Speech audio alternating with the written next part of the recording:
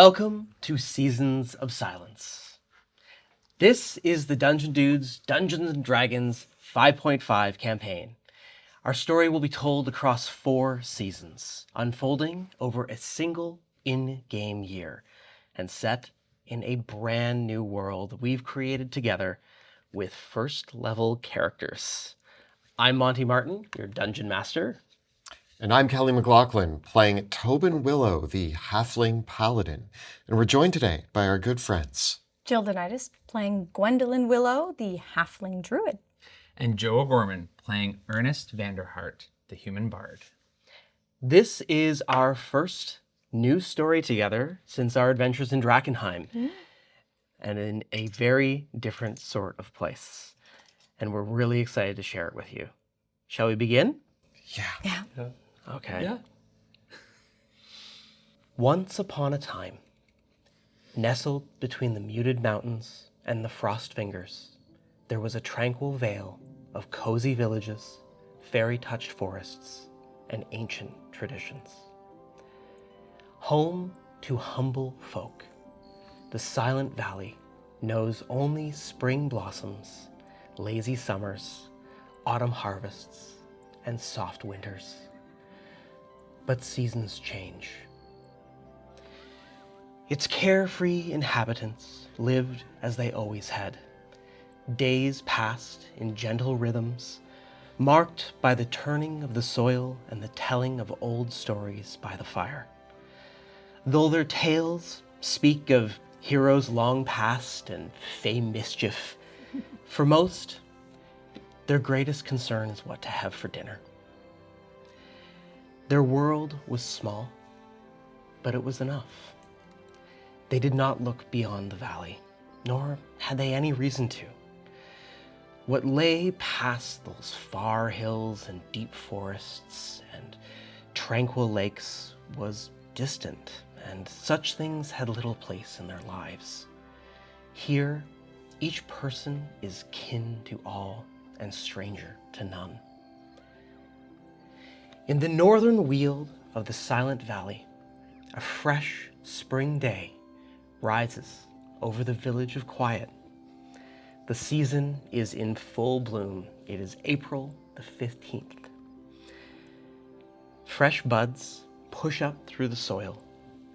Newborn foals take their very first steps. Bees and butterflies are drifting amongst flowering flax. And the birds sing through newly spreaded leaves in Forager's Wood. The crisp spring morning air hangs over the steady rumble of the watermill and the gentle rush of the Mirth River, named because its waters glimmer in the morning sun just like the glint in someone's eyes when they laugh. It carries good tidings downstream. Already, a few humans and halflings wake to till their fields and sow their seeds, or check on the first budding crops. Meanwhile, in the village green, children already play beneath the watchful eyes of their kind-hearted elders. Well, today, 3 friends begin to find their place in the world. Not far from town, on the southern edge of Quiet, the Rumble Road stretches out, the gateway to the rest of the Silent Valley and the towns, villages, and cities beyond. One of the last farms heading out of town, walking along this road, is a young halfling man, Tobin Willow. Tobin is walking quickly down the street towards Wooler's pasture. He is tall for a halfling. He's about 3'7". He's got an athletic build, very broad-shouldered, looks like a strong lad. relatively handsome by conventional means, wavy brown blonde hair, a little bit of stubble. He has freckles across his nose and cheeks with piercing green eyes below a thick brow. But there is, even with his demeanor, there's a gentleness about him. He wears an old worn red jacket with gold buttons and trim, hand-me-down from his father.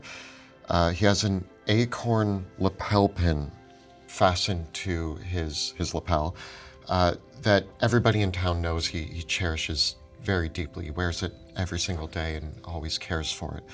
He's quickly making his way as the sun is just rising to try to be on time for work at the Wooler's pasture, where he will quickly get to work fixing things, tending to the sheep and all of that. Yeah, Wooler's pasture is a slow rolling swell filled with wild grasses, and it is bordered by thick hawthorn hedges and a low wall of stacked fieldstone. And the morning dew is still hanging on all of the grass because it's still quite early in the morning. And the grassy meadow, the green is dotted with fluffs, where there are sheep lazily lounging under the shade of a few sycamore trees that are in the pasture.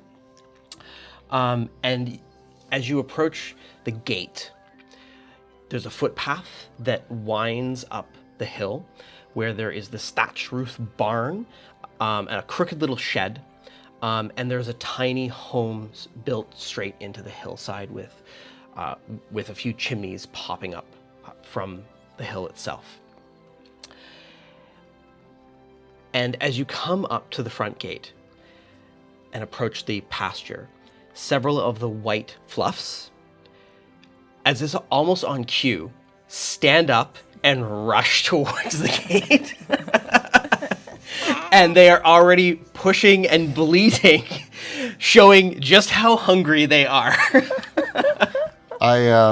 I start getting the feed ready. As I'm doing that, I'm looking out. You're not even that far. No, okay. Because the sheep are pushing against the gate, and the gate pushes open.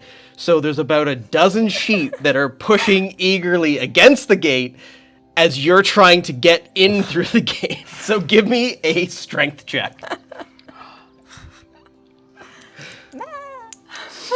Can I do athletics? Sure.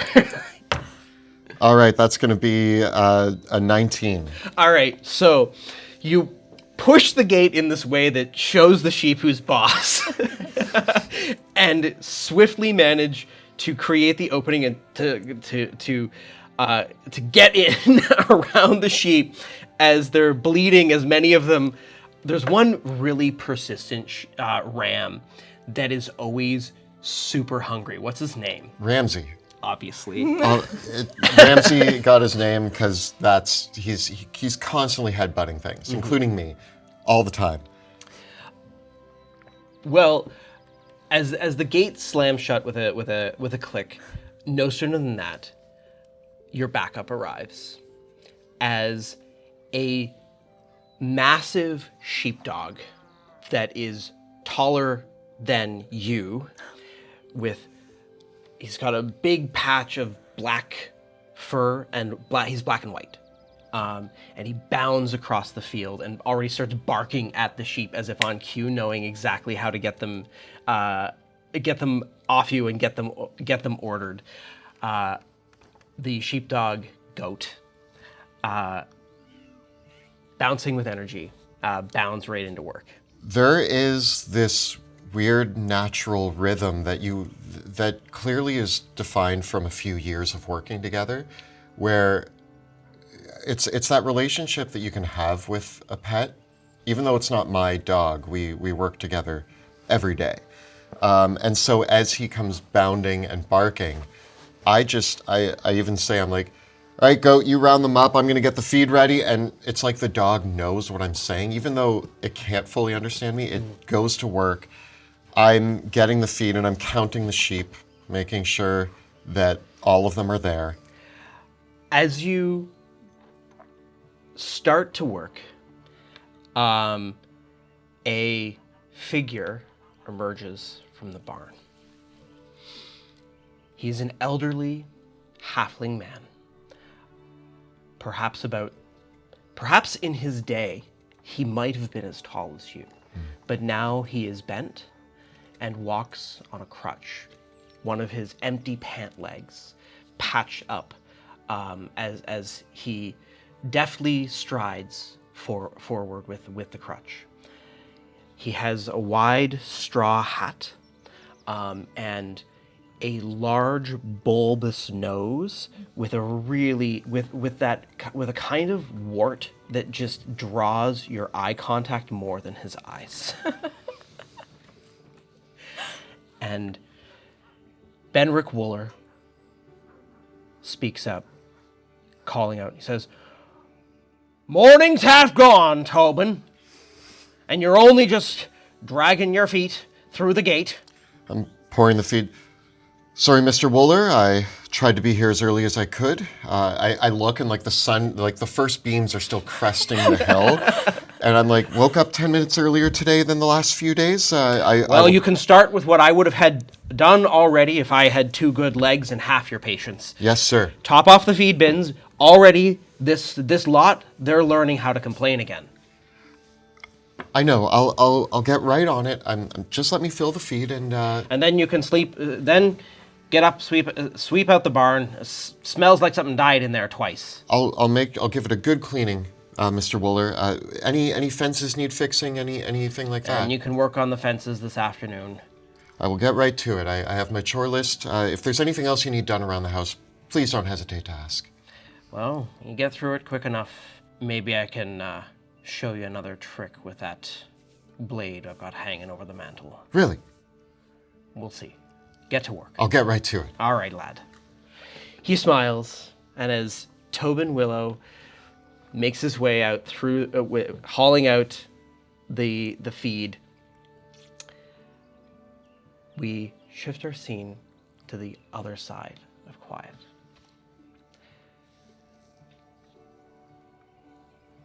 The village of Quiet is a collection of human and halfling homes. The halfling hill homes and the cobblestone, fieldstone human homes all together in harmony. But on the northeast side of the village, just on the edge of the Wanderwisp forest, are the old stones. Here is the place where the people of Quiet pay their quiet and ancient reverence to the gods that protect the valley. And here, Gwendolyn Willow sits across from another young woman and a slightly, not quite middle-aged young woman. Tell us about Gwendy. So Gwendy is sitting there, kind of shuffling her skirts. I'd say one word when you look at her to describe her is organic. She's got layers of woolen skirts woven with fibers and trinkets of the natural world she's sitting in. So things like bark and stone beads, animal horns from different trinkets and pieces she's picked up, feathers, kind of just woven into these like natural fibers. And as she sits, kind of the breeze goes through her kind of braided ashy colored hair. She's got one long braid with a few small ones, again woven with things like adorned with dried flowers and leaves. She looks like she belongs in this kind of natural scape. She's got freckles kind of across this very pale skin. The skin that no matter how much sun she gets, it's always gonna kind of stay pale, but her face is glowing with kind of this youth and energy and these freckles kind of splattered across her nose.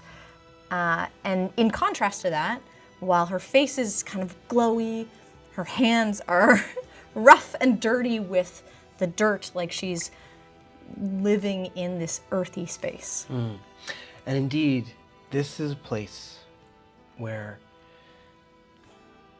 The village of Quiet itself, nestled in the northern part of the Silent Valley, it is the last village along the Rumble Road. It is a place that it itself feels very close to nature, and this place, the Old Stones, is very close. Here, several great standing stones rest over a moss-filled grove. The ancient stones representing the manifestations of the gods that watch over the Silent Valley.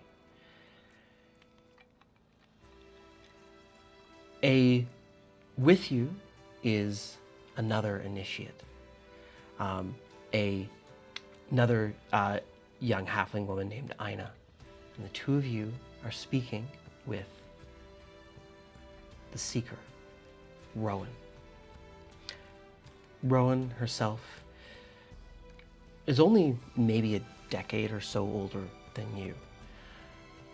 Rowan has straight black hair that she keeps cut quite short. And she wears herself a cloak of various animal skins and a helm that has antlers coming up from it. And she speaks, gesturing to one of the stones, and says, "Gwendolyn, tell me, who is the Seeker?" Well, the Seeker is the representative of part of the Triune, one of the three major representations of what we do. Well, that's a good question.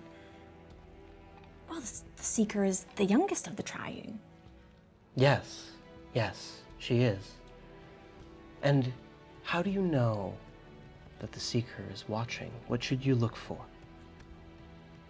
Well, there's certain animals, like snakes, and I think deer.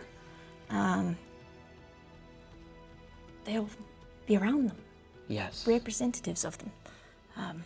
And they do represent a certain part of the Triune, the goddess Nimue, I believe. Yes, Nimue, the Seeker. Just as you one day will be Seeker, and I will pass this mantle to you, and I will then take up Una's mantle, and she, Edda's. For there will always be three. The Seeker and, The shepherd yes, and the sage. yes.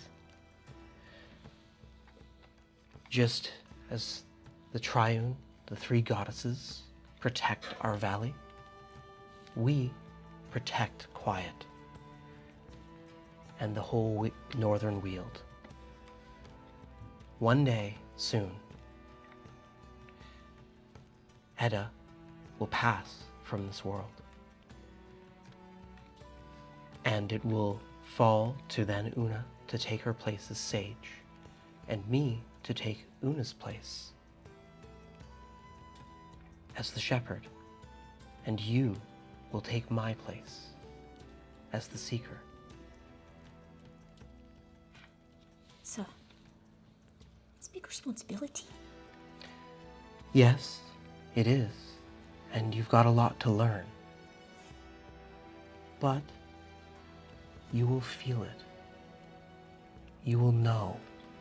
How will I know, though? What does it feel like?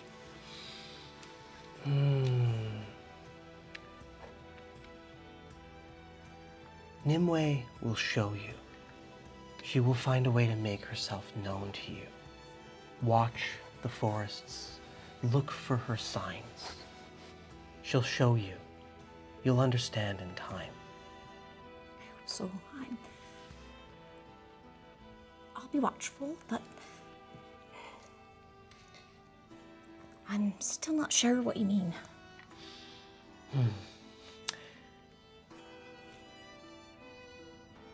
Do you need to be sure? No, I guess not. As long as I know when I know, that's most important. Is it not? Yes, you'll know when you know. Now, you best go with Una. I think there's some foals that are to be birthed today, and a few fields that need some blessings. Today? Oh yes, yes. She hops up and, thank you. Look forward to our next morning together. Of course. Blessings of the Triune be upon you. And you. She scurries out of the out of the area. And finally, we roll back to quiet. Through the hillocks and the north orchards. So nestled between quiet, we've got the hillocks where the halflings make their hill homes. But in the heart of quiet is a great park known as the Green. This is an open field dotted with a few trees where children play, watched by their elders. Occasionally, also they'll have classes where young children that are not yet old enough to take up an apprenticeship learn their letters and a few basic things. And it's also a place where people gather for celebrations, birthday parties, weddings, other important events. And it stands in sharp contrast to the other field beside it, the market, more like a muddy plot of ground. The people of Quiet have been planning to pave the market, but deciding where the market's going to relocate to during the paving process has been a little bit of a problem in Quiet for a while. They can't quite. They can't. It's drama. Yes, it's been a problem. Council drama. Yes. Whole town talks about it daily. So much red tape. Nevertheless, in the middle of the Green, there are two buildings on the Green. There's the big town well, but then there is an elaborately carved wooden gazebo. Here, sleeping lazily on one of the benches, is a young man, Ernest Vanderhart.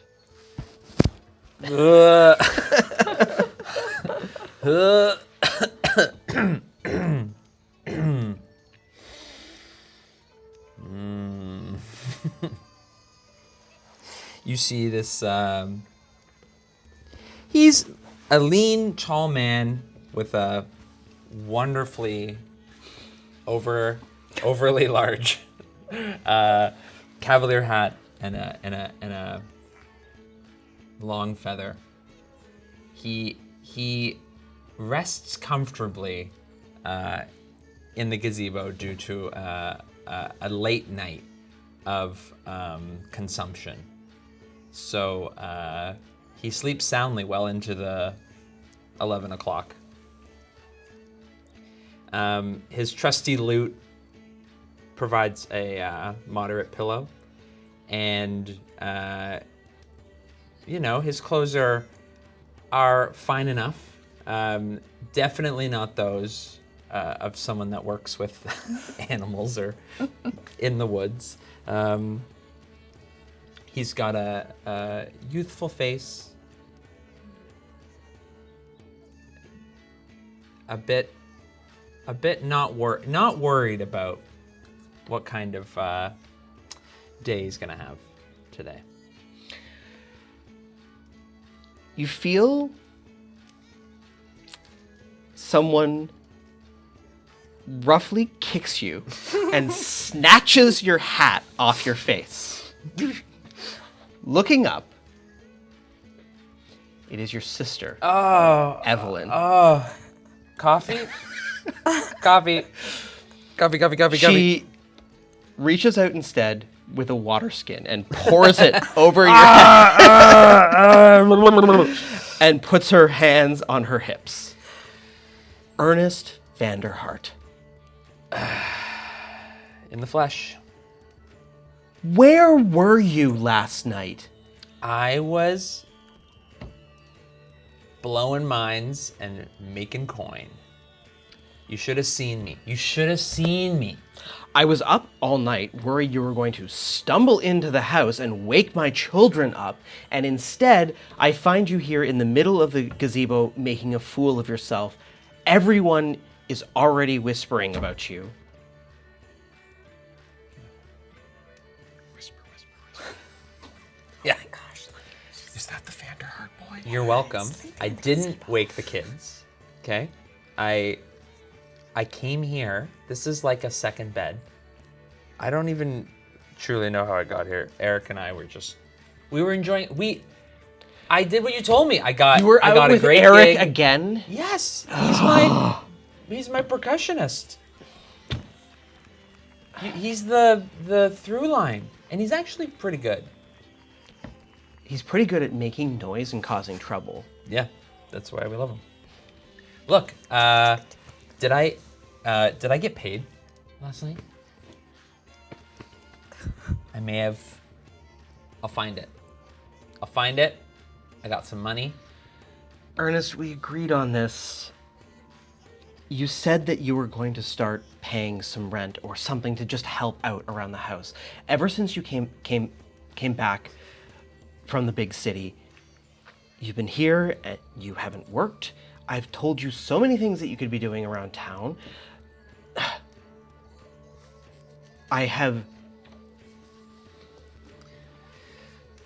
My friend Vicky says that you can do music lessons for her kids. They'd love to learn how to play the lyre.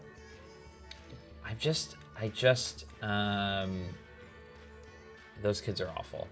They're just the worst. And I don't think she has the money. I think that would be, you know how things go here. It's like a volunteer thing. Like, I don't think she would, they just want a babysitter. And I've got big dreams. Well, you're not making any money at Taps because whatever you're making there, you're spending then on drink. No, but I think I just left it there. I'll go talk to him today. I'll see if we can settle up. I'm sure I've got some money coming through. And this is just one of many gigs. Once my royalties come in for some of my songs, don't give me that. Don't do that. It's good for it. It's Ernest, bustle. I know you're talented. There's magic in your music.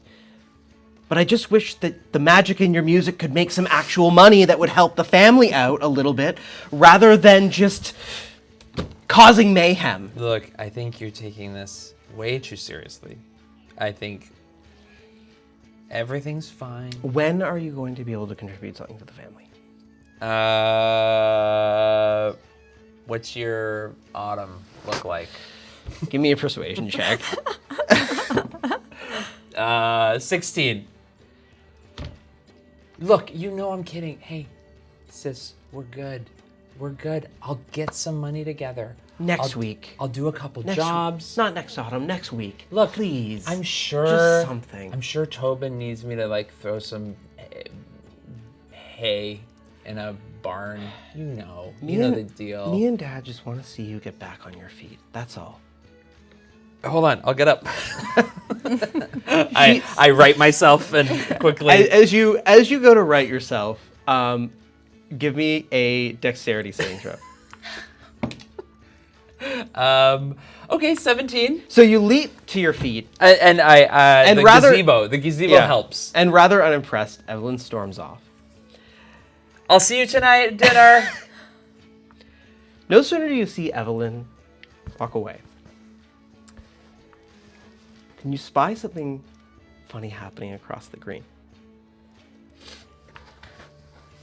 There's a bunch of kids chasing a sheep that's running across the green. A sheep? Yeah. Sheep? They're laughing. The sheep might look like it's having a good time at first, until promptly the sheep runs around. One kid chases it, Another kid cuts it off. And then it tries to go another direction. And then all of a sudden the sheep turns, and lacking anywhere else to go, the sheep turns around and jumps into the well. Oh! I'm gonna beeline it. I'm gonna beeline it for the well, because that's probably. I know sheep, and they ain't great swimmers, and they ain't great climbers. As you make your way towards the well, you see that across the green, in the front garden of Mayor Sickleby's house, is another sheep eating Jenna Sickleby's tulips. Oh no. I remember when those kids that went on the lyre ate all her tulips. There also seems to be a little bit of a commotion happening in the market as well. Can I peer down the well? Can I get to the well? As you Can I make head your to the way well? towards the well,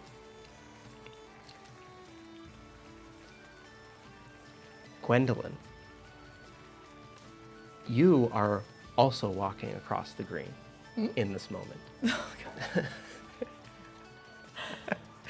And you see Ernest, but you're walking along the north side. Okay. And this is when you make eye contact with the sheep that is eating Jenna Sickleby's tulips. You're gonna be in so much trouble! You recognize the sheep. I recognize the sheep or where it's from. You recognize where it's from. Oh no. Where's it from? Where do you think? Tobin's gonna be in so much trouble! Oh. And on that, we return to Tobin. A few hours have passed since we last were with Tobin. And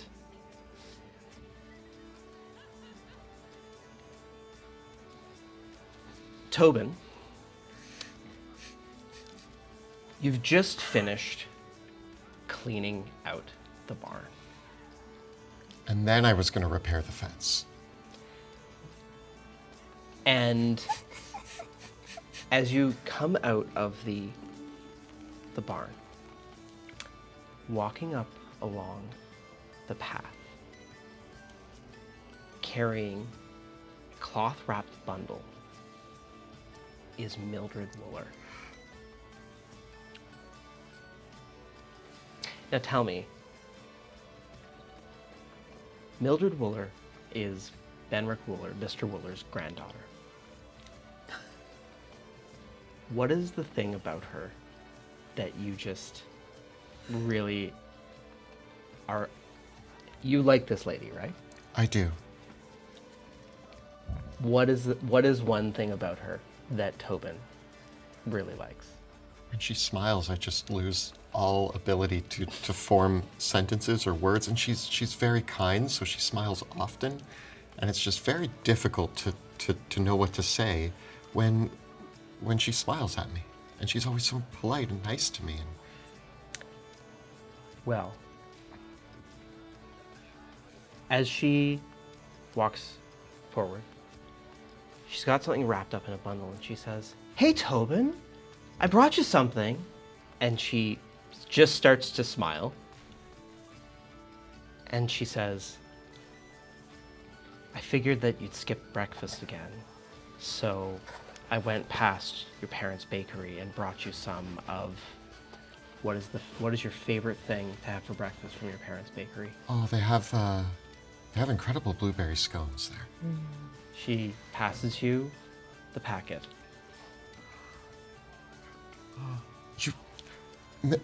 Mildred, you knew that blueberries, they're my favorite. Thank you.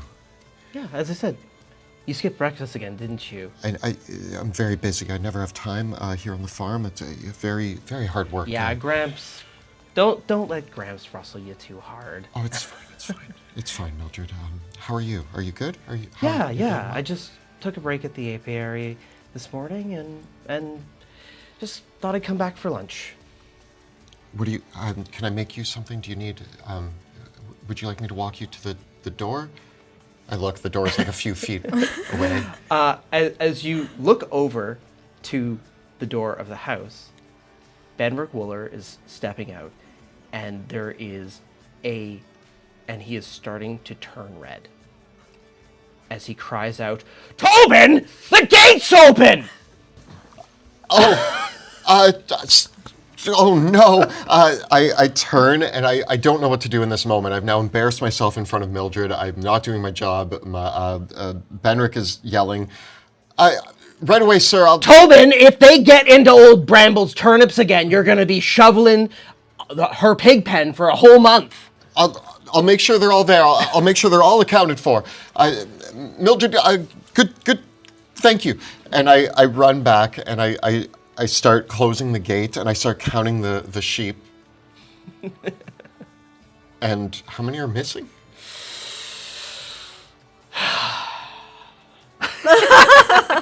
It's never good when he's rolling. Let's roll a d6.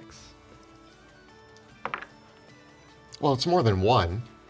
Well, You count one. of course, rolling a 1 is the worst case scenario. Oh no! Oh no! There's 5 sheep unaccounted for and 1 lamb.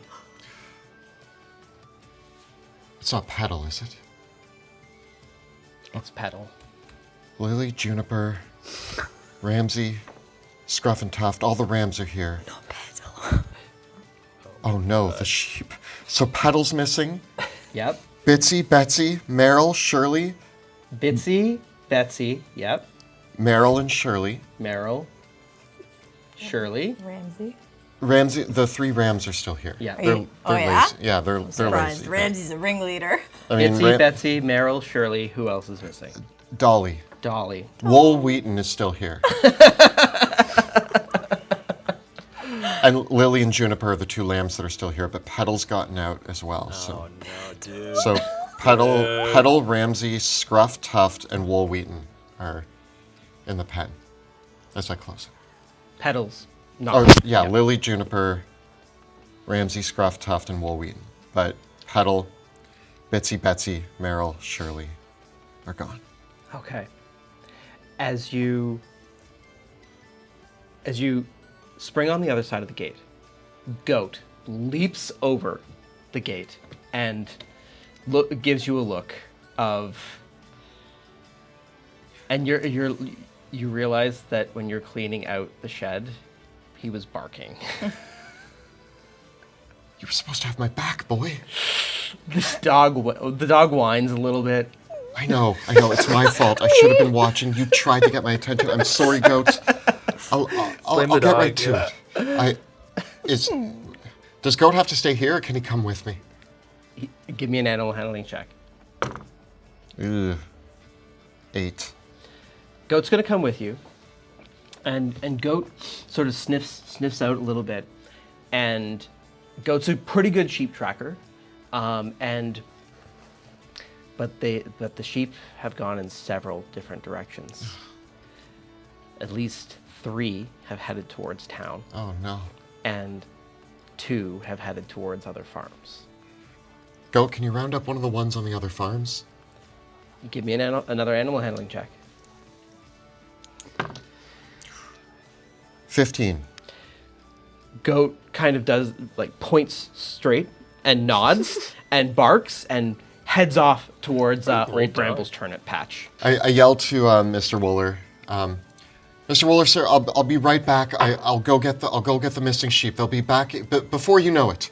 You know how much trouble they can get in. I know. I'm on my way, and I'm already like backing up, and I almost like bump into Mildred as I like turn, and I'm like, I'll see you later.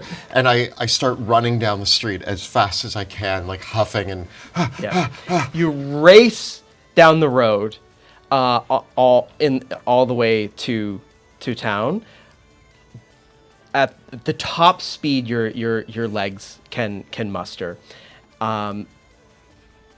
following whatever sort of path you think, like without goat, where have all these things gone? But give me a perception check. All right, well, great. 2. Okay. I'm running. I'm looking at my pocket watch. I'm late. Run past the Lamplight Inn and run towards the village green. The first place just middle of town. The road leads there.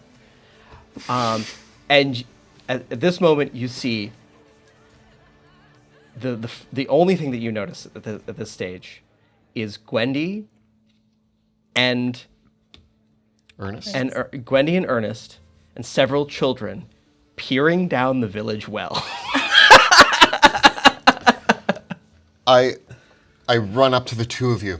There's no time for whatever it is you're doing. I need to find some missing sheep. I need your help. Your sheep are in the well. All of them? I don't know how to get to it. One of them. I look into the well. You look in the well, and just through the edge of the sunlight, it's almost noon. You look down the well, and you see Bitsy at the bottom of the well, bleeding, balanced precariously on the bucket. I've already taken my jacket off, and I hand it to Gwendy, and I jump into the well. Tobin! What are you doing? Do you want you want me to lower you down? I'm You're in. You're All already in right, there. see ya. Give me an athletics check, Tobin. That's going to be 14. Okay. Help him. You dive, you swan Deep dive well. down Yeah. the well. It's a very deep well, right? And there's a sploosh at the bottom.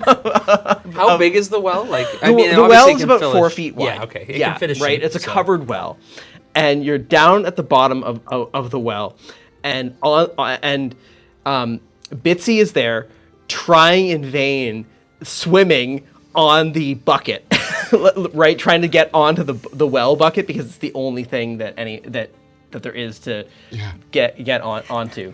I'm going to start trying to get Bitsy. I'm like, okay, girl, don't worry. I got Just you. wrap the rope around her and we'll pull you up. I say, under the thigh and the neck. You know how to do this? And I cast guidance. What's the range on guys? Oh, good question.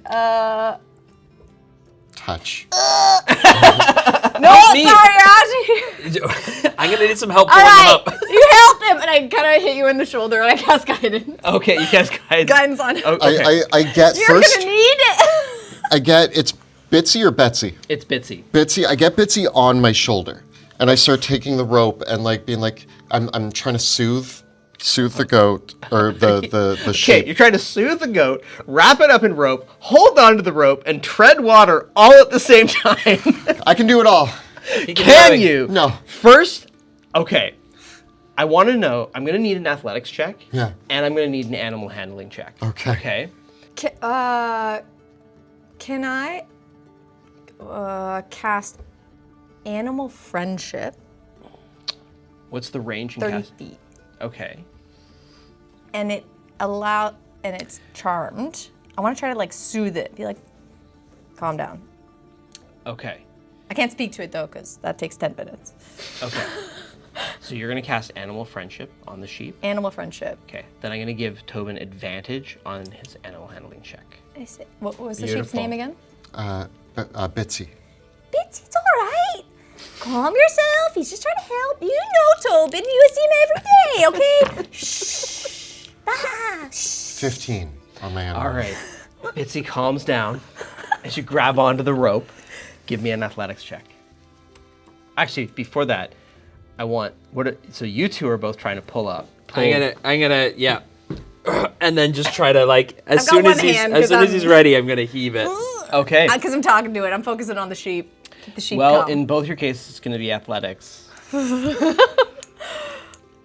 With guidance D4. That's all yeah, we need. you get the D4. Oh, actually, I got an 18, so minus 1. 17. 21. Oh, So 9. strong. Okay. I'm doing a lot. You get advantage Oh. because of their successes. 12. Alrighty. With Gwendy and Ernest pulling the rope up, you slowly manage to get. I'm like, can I also like be climbing the ladder, trying Yeah. to like help? Yeah. I'm trying to think How of- deep? How deep do we have to pull him up from? 30. The about well 30 water's feet? 30 feet down, and Okay. the well itself is probably about 100 feet deep. Okay. Yeah. We slowly but surely get you to the edge. A big. I'm gonna try to rowel the kid. Like, help the sheep. Get the kids to try to like clumsily grab the sheep and help pull it out of the. Oh, you did such a good sheepy. Yes, come with me. Grab Tobin by his belt buckle and kind of help him up the last little bit. One down. How many sheep did you lose? 5. 5. Well, there's one eating tulips over there. Oh, no. Yeah, you're in trouble. Good luck with that. Good, Betsy. Can you make sure that Betsy doesn't go anywhere? Oh, she's not going nowhere. She's gonna follow me. I'm gonna give her a little treat. Oh. Yes. I want to look at the kids Okay. and go, okay, new The game. kids are laughing, like they're rolling on the ground laughing. This is the funniest thing they have seen all spring. Guys, we have a brand new game. It's called Find the Sheep.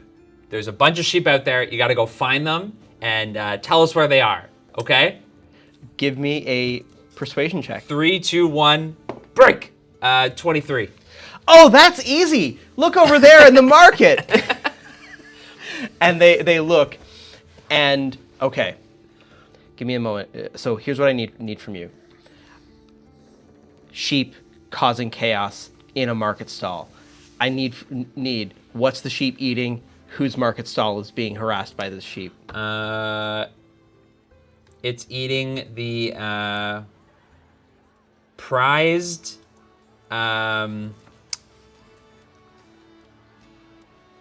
What's like a? It's eating all the honey. Oh, It's gotten into the honey jars. Gotten into the honey Oh, jars. sticky wall, Yeah, okay. it crashed into one of the stands and like a bunch of the Okay. honey spilled, Yeah. but then it's gone on it and Sweet it's trying to get some of the Sweet grass gold underneath. honey. It crashed into it and is licking up all the honey.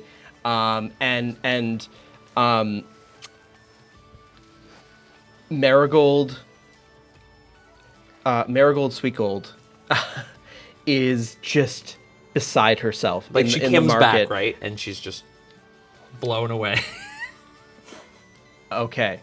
And then meanwhile, so Shirley, this is Shirley the sheep in the market, and Betsy is over in the mayor's garden. Market? Mayor's garden. Mayor's garden.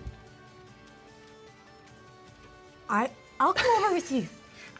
And we start running in the 2 different directions. Okay. And the sheep's just following. All right. Grandy, Yeah, So in the marketplace, I break off towards this. a bunch of people in the market are laughing and aghast as Marigold Sweet Gold is trying to get this sheep out of her honey stall. The stall, does it have one of those like awnings? Yeah. I'm gonna just like roughly rip down the awning and try to like capture, like try to like tent the sheep, All right, give me a sleight of hand check. like just like frantically. You see just pull it Marigold? down. Yeah. 13. Okay, you pull the awning down onto the sheep, which underneath the awning, now the awning has, because of the honey that the sheep is caught in, the awning has solidly adhered to the sheep. Perfect. Job And well the done. sheep starts running around in a circle. Twisting. Yeah, and, twisting and mess. around, but it's effectively restrained. Yeah, perfect. So give me an acrobatics check to grab it. Just 6. I'll give you advantage. That's all I need to get a 6 again. Okay. So the sheep I'm trying. I jump and it I miss it. And it kicks you in the face, and you take 2 points of damage. Oh! I hate sheep. As we head back across the green. Not my moneymaker. We head back across the green as the two of you see Betsy eating the Sicklebee's prize tulips. Betsy, I think you're gonna be in so much trouble for letting these sheep out. Those tulips are prize winning. don't The say fair is anything. coming up soon. Gwendy, just don't say anything. I'm going to fix it. And I'm going to run. Okay. As you run, give me an insight check. Oh dear. A 5. Okay. You run forward. Sheep is in the middle of the tulip garden. What do you do? I am not thinking well in this moment. So Tobin would just run and jump at the sheep. Perfect. You run across the tulip garden, and the startled sheep runs in response as Tobin and Betsy trample through the tulips as you run to try to catch this sheep. And I'm going, no, stop moving. You're moving too. Gwendy is like, no. Gwendy, help! Don't look, and I cover the sheep's eyes. The other sheep, Bitsy? Yeah. Yeah. I'm trying to outsmart, it's running through the, and Give me I'm an animal handling check. 9. Sheep continues to trample and run, and more of the tulip garden is destroyed. I'm like dodging back and forth, stepping on more flowers. I'm like, stop wrecking the garden. You're gonna get in trouble. Tobin, how do you normally call the sheep when you're at the farm? They're usually in a pen. You don't have any signals. You don't have any treats. A rope. You whistle. I don't know. I stop, realizing how I'm panicked. Mm-hmm. I stop, hearing Gwendy, and I step out of the garden. Betsy. It's Betsy? No. Yes. Betsy. Do you want food? Do you want better food? I'm gonna okay. A blueberry scone. I pull out a piece of the blueberry scone. Nice. Offering Betsy the blueberry scone, she stops and wanders towards you. Excellent. And as soon as she gets up, I grab her. Okay. And I'm gonna lift her up. As you grab her and lift the sheep up, you turn around, and there is Jed Sickleby, the mayor's son. Ooh. And there is a look of both horror and delight on his face. And he says, Tobin Willow, what are you doing, sir? I was just feeding the sheep, Jed. And the sheep has eaten a bit of the blueberry scone. Jed Sickleby is a young man, same age as you, human, and he is actually wearing a chain shirt and has a longsword at his side. And he eyes you up and down and says, and then sees Gwendy is with you. And he turns and says, "Oh, hello, Gwendy. I see you're dealing with your brother's messes again." Well, I think it was the sheep that made the mess, but yes, there's a problem, clearly. Good morning. Good morning, good morning. Well, I see that my mother's tulips have been thoroughly trampled. Jed, they were like this when I got here. Give me a deception check. I'm not good at deceiving. Yeah, I got a 4. Never took you for a liar, Tobin. Okay, well, they weren't like this when the sheep did this. I'm trying to fix this situation, Jed. Well, Jed, you know, it may look like a mess right now. But we can always get Una to come and fix it if you don't tell your mother. Would you do that? We can put it back to the way it was. You can? Give me She a has some- persuasion check with advantage. Some, plant magic. What persuasion? plant magic do you have? I don't have any.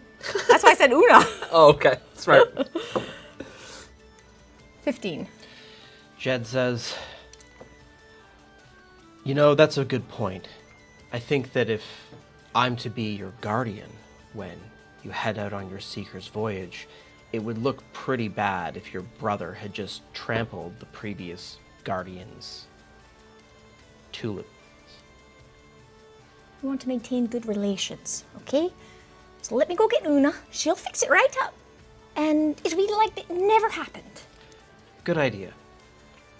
You know, Gwendy, you're so smart. I'm really looking forward to working with you. We're gonna go on such a great adventure together. Right, I am very smart. Thank you. Have a good day, Jed. I start to okay. as I'm leaving, I take the half-bitten chunk of blueberry scone and I go, Jed, half a scone on the house. You're a good man. He takes the scone. Oh, thanks. And bites into it. Have a good day, Jed. It's got like sheep drool And with on it. with Betsy under my arm, Let's go. I start backing up and leave. Okay. Back at the market. Yeah. Any help, guys? People in the marketplace are just laughing. Like this is the most entertaining thing that's happened all week. I'm gonna try to maybe scoop up the rest of the awning and try to almost capture it in the the blanket the best I can and just try to drag it back over Okay. to Give me all right. At this point, you're gonna have to apply some muscle. Give me an athletics check. Uh-oh. Come here, you sheep. Yeah. 1. Do you still have guidance? Nope. No. The sheep breaks free of your grasp and, with the awning dragging behind it, races through the marketplace, kicking up all this mud, and races back towards the green. I get to my feet and sheep. I just yell sheep. The two of you see basically this moving piece of awning that is bleating loudly, running towards the green. Do you want to leave that one here with me? All right. And I start to feed more snacks to both the sheep. I take less than a second. I'm just like, oh man, and then I just start running again as fast as I can to try to cut off the sheep, so that we're pinching it. Yeah. Okay. Yep. Going for it. All right. In that case, give me one more athletics check. I'm trying to go for its blind side. It's got the awning, maybe its view's a little blocked. Okay, there we go. 20. You pin the sheep, basically take the awning like a satchel, and swing it over your shoulder. Is there honey everywhere still? It's leaking out of the awning. Yeah, it's really sticky. Everything's really sticky right now. At the end of the path, you can see is Goat with 2 other sheep who both have a mouthful of turnips. That's 5. Petal was also missing. Was Petal one of the ones that Goat has? Well, as you head back, Yeah. there you've got all the 5 full sheep, Right. Adult sheep.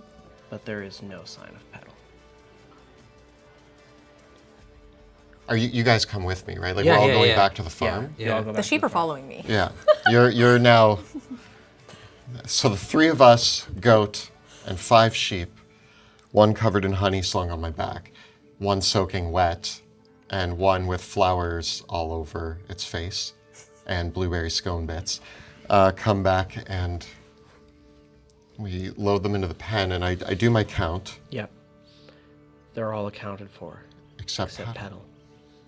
Petal. Petal's As missing. Farmer Wooler looks around, he says, "Not a good omen. This, not a good omen. The first foal of the season carries the fate of the flock with it. Oh no. It's gotta. Goat! It's a lamb. It can't run. Go!" And Goat starts sniffing around. And as the dog sniffs through the field,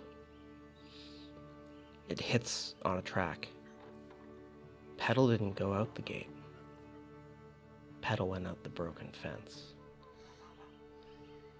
Into Forager's Wood. Oh no.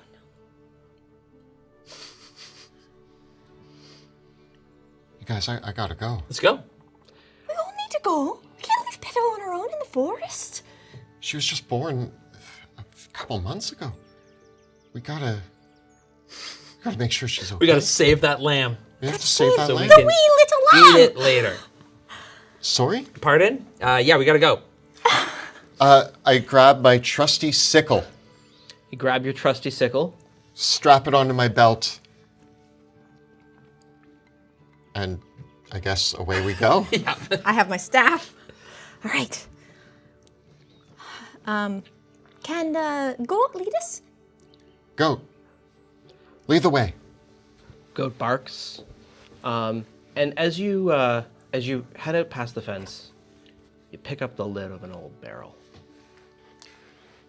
Just in case. Is there like a dagger or Yeah, something? you've got like a knife? Yeah, Okay, yeah. just in case. Going into the woods. So I got a sickle and a pot and a barrel lid.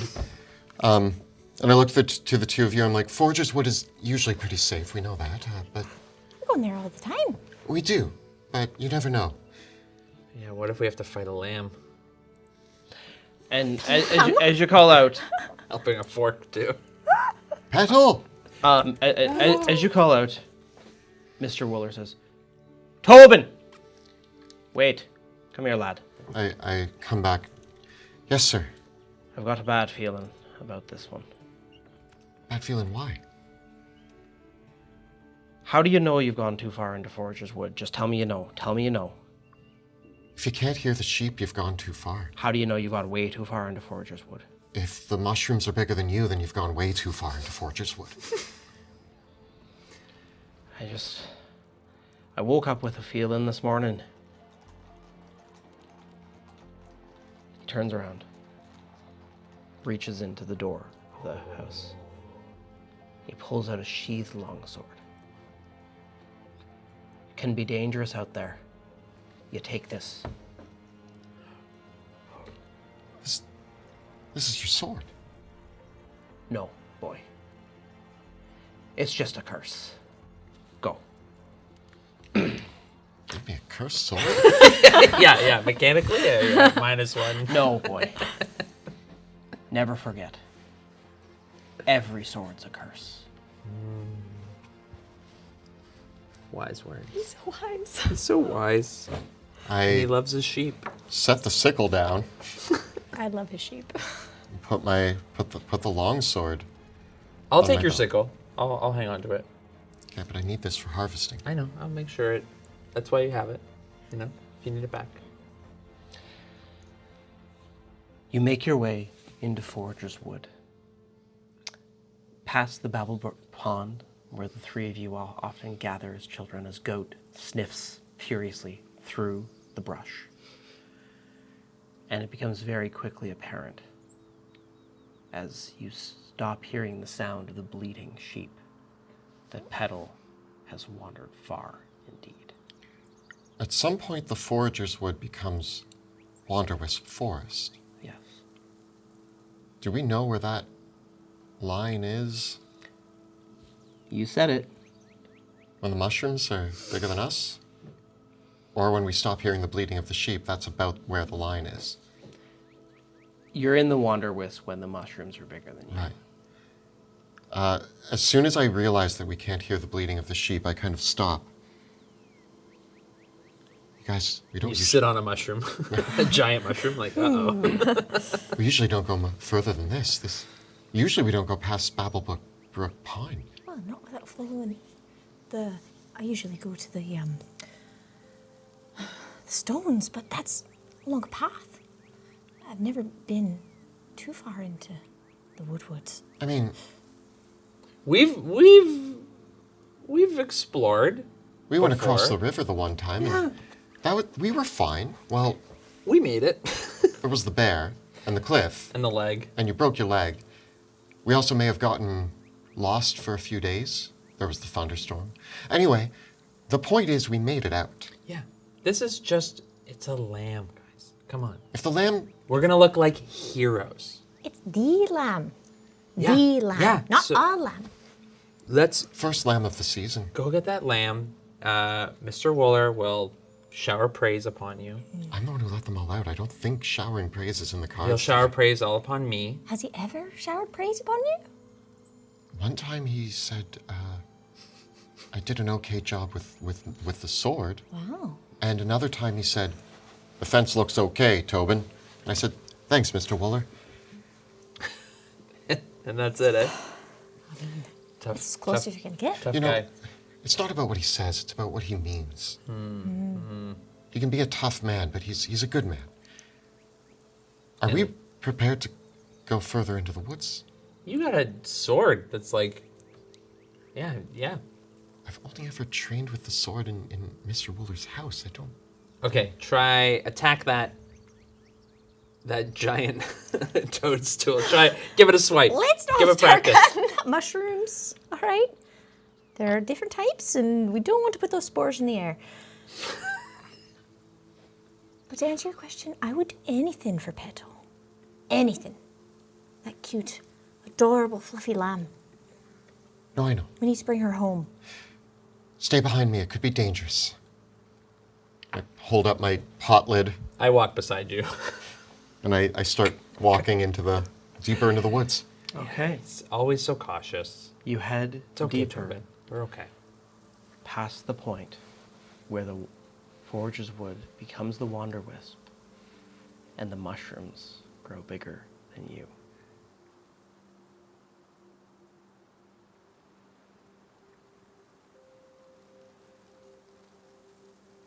The three of you travel through the Wanderwisp forest, along with Goat the dog. Go, go, Go. Actually, at this moment, I try to instill some confidence because I know we're going pretty deep. But hey, we're not that far away from where we've been before. You know, I feel really confident when I'm with you two. You guys are like my best friends. And so we're going to find that lamb, and it's going to be not a big deal. And I want to give both of you some inspiration. Ooh. Maybe within about 6 seconds of each other. Okay, bardic inspiration for Yeah. both. Do you also want to use your musician feat? Can I? Yeah. So if you don't have it already, you are now heroically inspired. Oh, So, both of us? Yeah. how would I, let's see, how can I like, I play a song.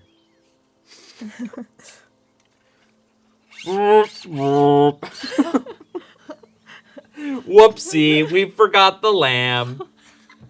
That's your song. Just bringing some levity to it. We're fine. Everything's fine. We're gonna go get a lamb. We're gonna get praise. I'm still a little hungover. I need some coffee. But then once we get back, we'll have some lunch and we'll figure out the rest of the day. You know, Ernest, it is always nice to have you with us. You actually do make me feel braver. Yeah, it's fine. Everything's fine, right? Yeah, exactly. Nothing we haven't, experienced before. So we can do it. Yeah. I know I'm not a fancy druid or anything, but I do believe that the Triune does watch over us. There's 3 of us, right? The Triune is 3.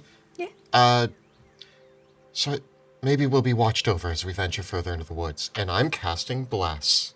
Okay. It only lasts a minute. Do you want to cast it now? I guess I'll wait till there's danger. Okay. But just remember that. Just remember Tell that me. You don't have to be a druid to, We're the young Trians. share the lessons of the Triad. So you're right. Let's do this. Tell me one thing that puts you. What's one thing about the Wander Wisp here that makes you feel a little uneasy? Or like you're being watched? The air is more still here, I think. But not in like that there isn't things happening. I think it's just, it's heavier. Maybe the trees are taller and it's harder to see the tops of them. Yeah. You can't see It's the tops of the darker. canopy. Darker, yeah. Whereas in near the foragers, you can climb a tree, you can Yeah. see the tops of the tree, they're more spaced out. There's that sort of thing that can happen when there's like a thick canopy where the creaking of trees and the cracking of branches sort of echo in this somewhat ominous way that's just like you can hear an echoing of like creaking and cracking as we venture further. As you walk, you see on a branch, there are 7 squirrels, each of increasing size, all looking straight at you. And then they scurry away. That is the most normal thing I hope we see. But you hope we see less normal things. Wait, I want that to be the weirdest thing. That was so weird. Why were they all standing in a line like that? Once in Do a they know how while, big they are? in the Wander Wisp Forest, you can hear almost the faintest sound of jingling bells. And occasionally, the glimmer of a greenish blue light. How much do we know about Fae? You know that there are fairies in the Wander Wisp. Do we know? What is something that Tobin knows? Or maybe it doesn't have to, or something that Tobin has been told about the fairies of the Wander Wisp. Don't tell them your name. Agreed. Oh, okay. If you see a fairy, don't tell it your name. Don't introduce yourself. Have you seen a fairy? I mean, when I was a kid, I thought maybe, but Yeah. those were just stories. Each of you can roll me a d6. 2. 5.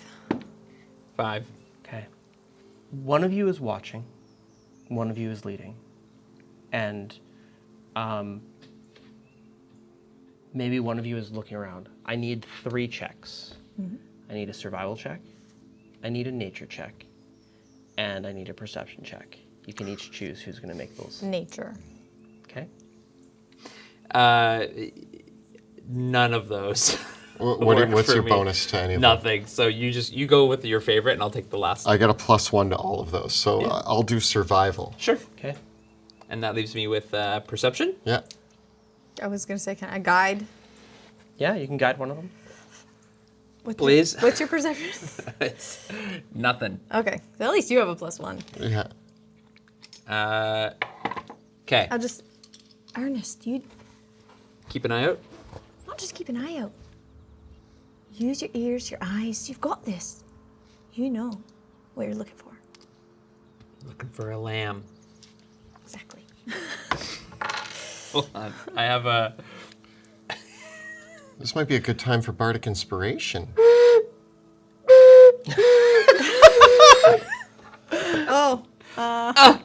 We can use bardic inspiration on this. You don't have to use it till you tell me the result, and it's a fail.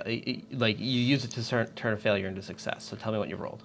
Got a 9 on survival. Okay. I got an 11. We're lost. But, well, We have a dog. we're lucky. I didn't roll a 1. You all do have heroic roll the one. inspiration and Yeah, bardic sorry. inspiration. So it's up to you if you want to reroll. Yeah, you can also use heroic inspiration. So the heroic inspiration from musician, you can just reroll a d20. I'm going to trust you that you're helping. I'm gonna re-roll that because Yeah, I'm gonna inspiration. worse. I got worse. 9. Yeah. I got a 9. 16. 9. 9. 16. Okay. 16.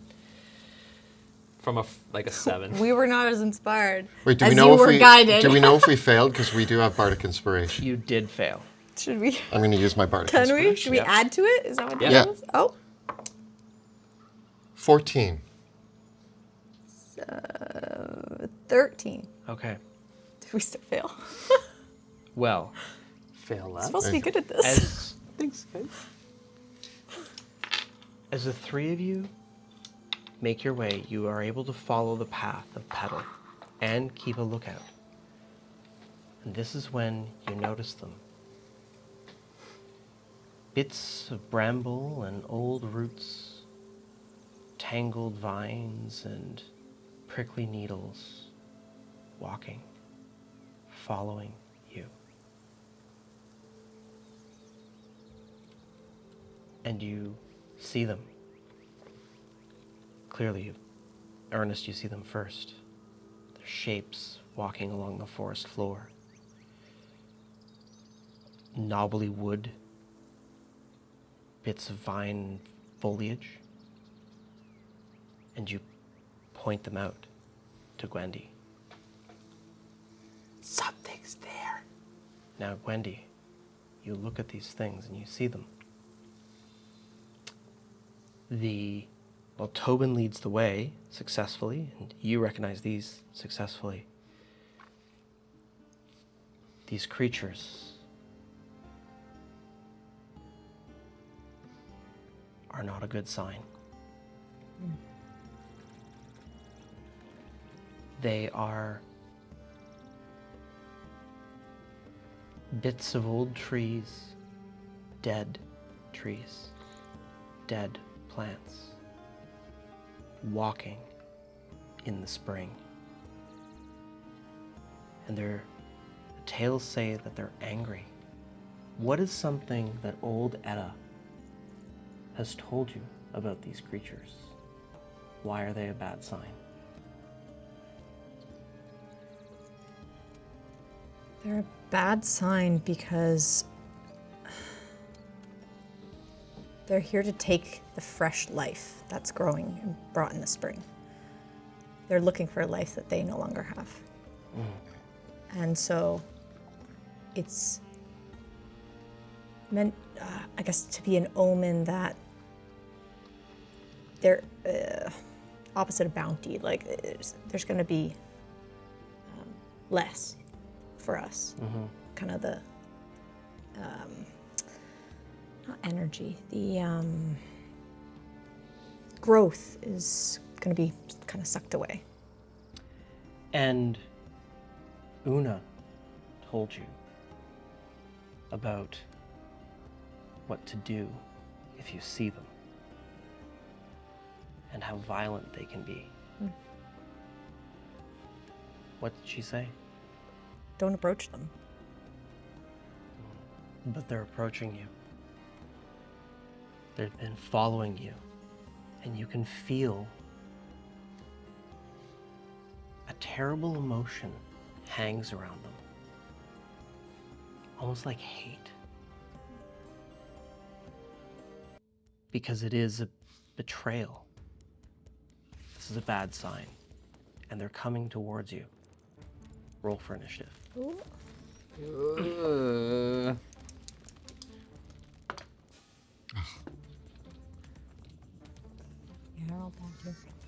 The trees of hate. Does that make sense? Yeah, that was great. Okay. Yeah, That was cool. yeah. Place yourself in the middle of the forest with Goat the dog.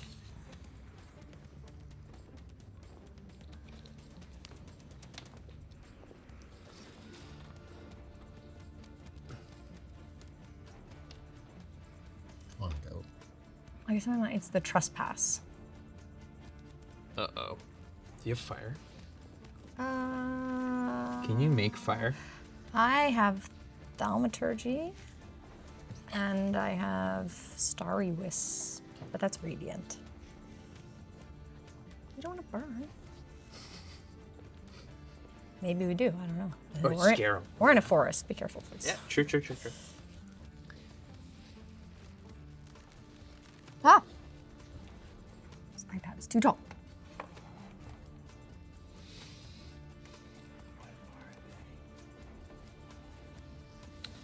You can see them.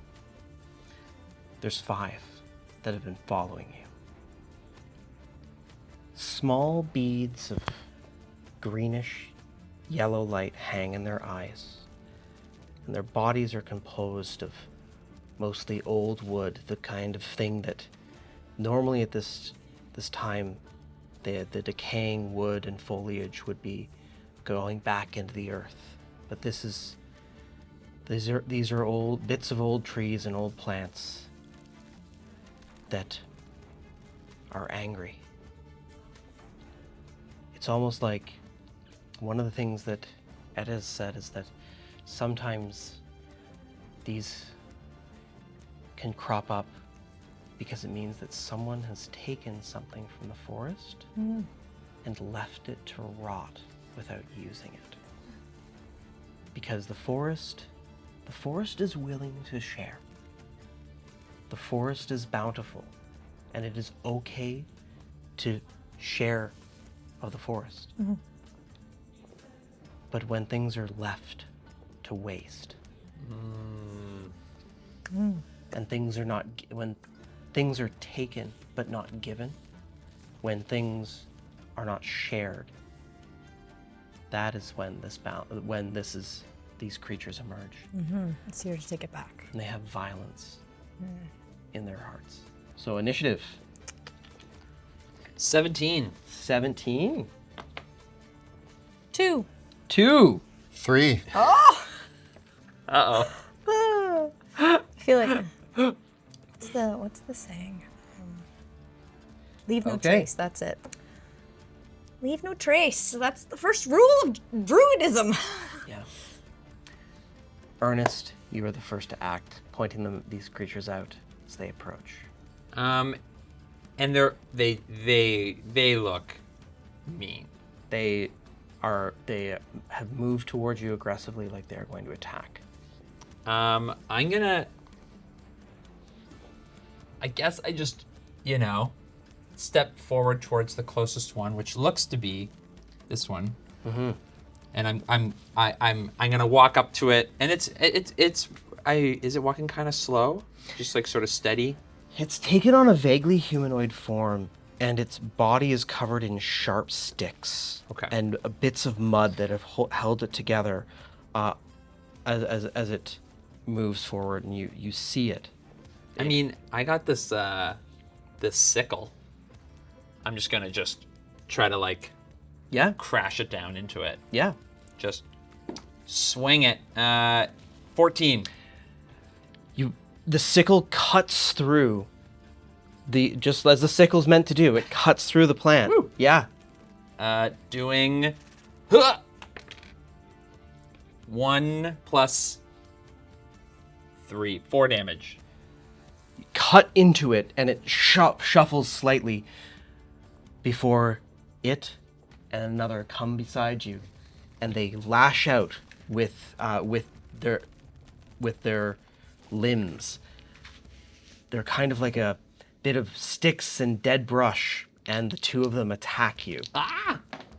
The first one gets a 9 to hit Miss! with its claws, but the second one gets an 18. Oh yeah, that hits. You feel the sticks and the sharp wood leave splinters in your body as you take 4 points of Oh! Oh! Ah! Ow! Goat runs off ahead Oh, goat! I as need you. 2 race up to Gwendy and Tobin. I'm bloodied, if anyone's tracking that. But as they race forward, this larger one, itself a collection of dead foliage and old leaves, You feel the almost the anger and the rage in it.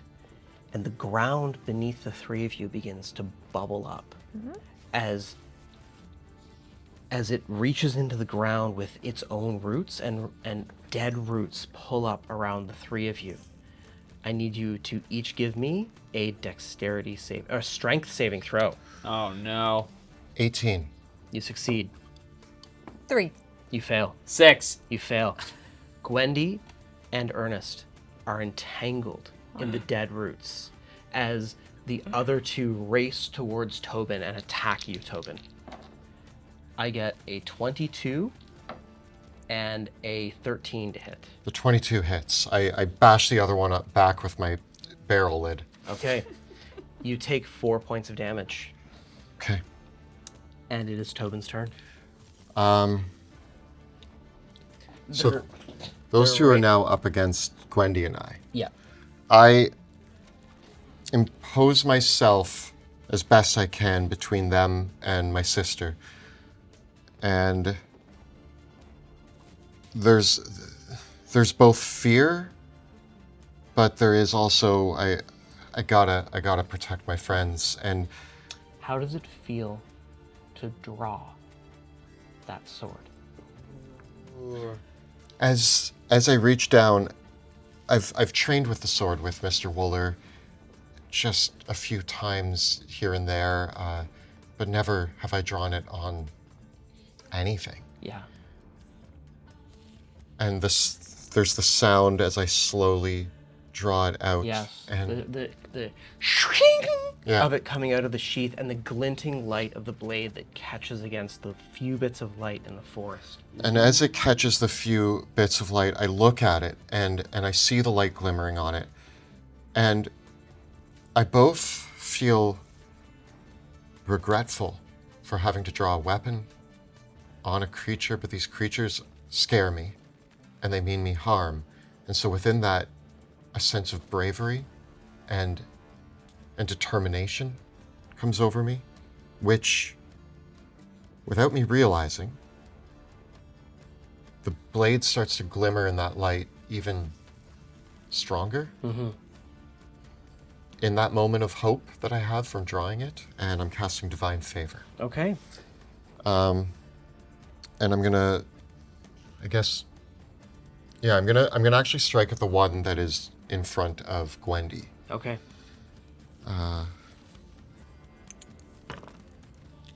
That's gonna be 18 to hit. It hits.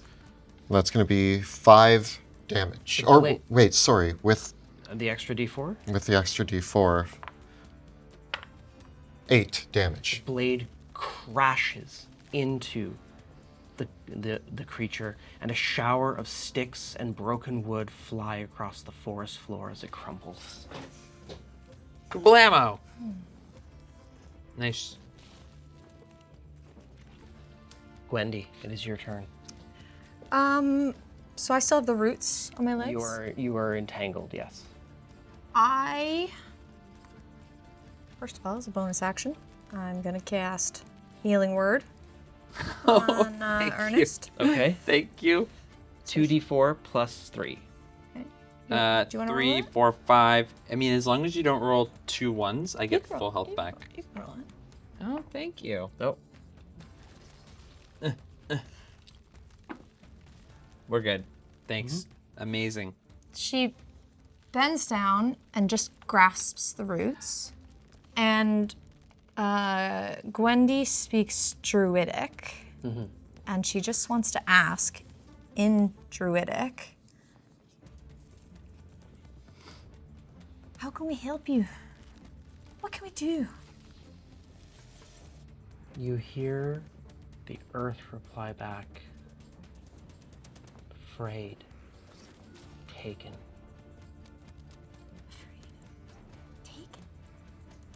Who? What?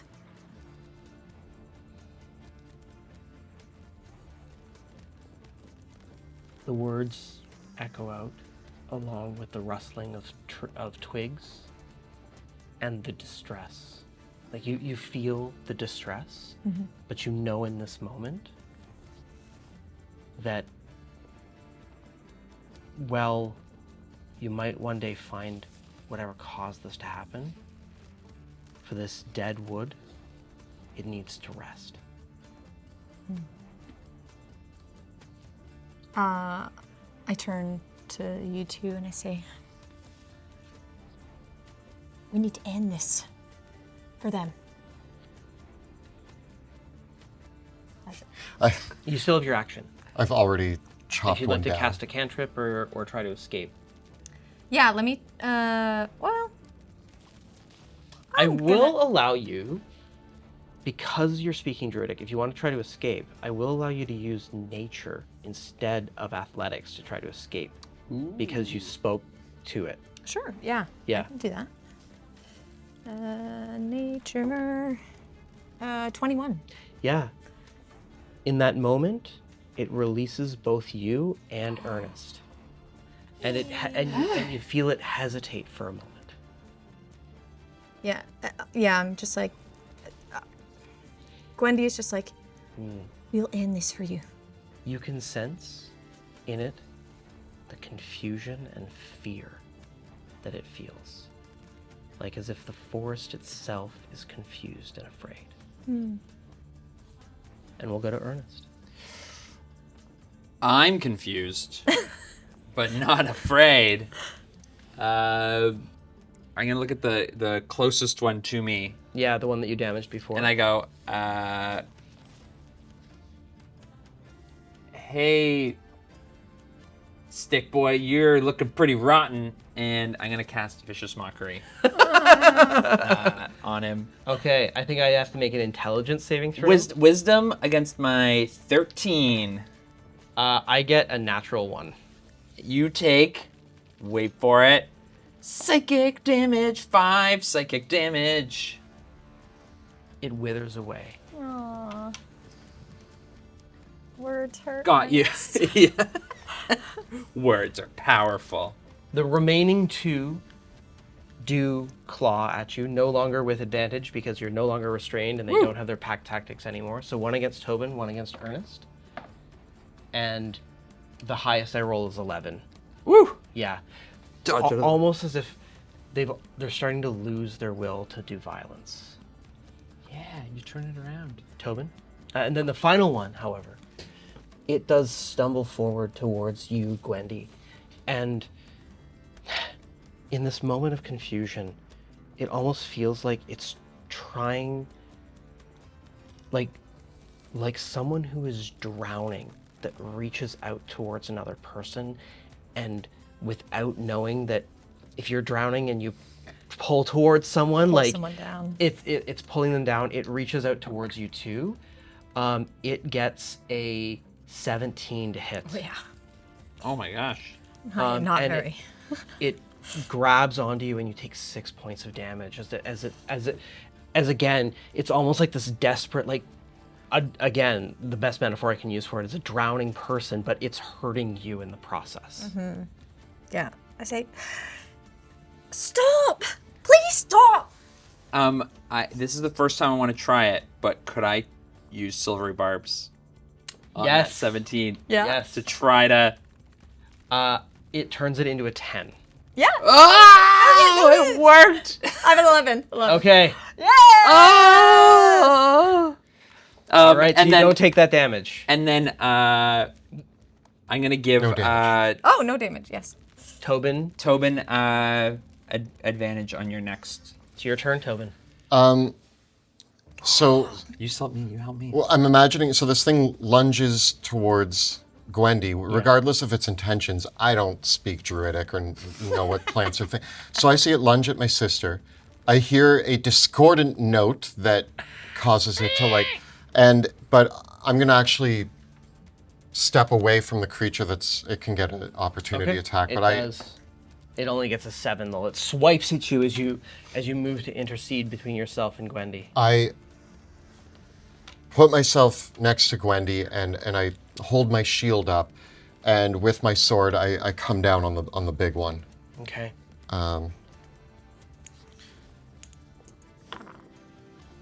Getting a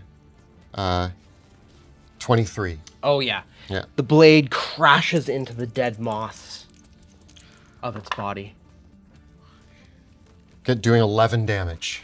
It crumples before the blade and stumbles, barely still standing. But it still is standing. And as I crash it down to its knees, I say, "Don't touch my sister." Okay. With that, we go to Gwendy. All right. I'm going to cast Shillelagh on my staff, and I say, to rest in the earth, go. And I hit it with my staff. All right. Attack roll. 18. That hits. And it's a d8. So 6. You tap your staff on it, and it's actually like the gentlest touch, like it's barely even, like it's not even a strike, it's just you tap it. And in that moment, it looks at you, and you feel the peace wash over it as it crumbles back to the earth.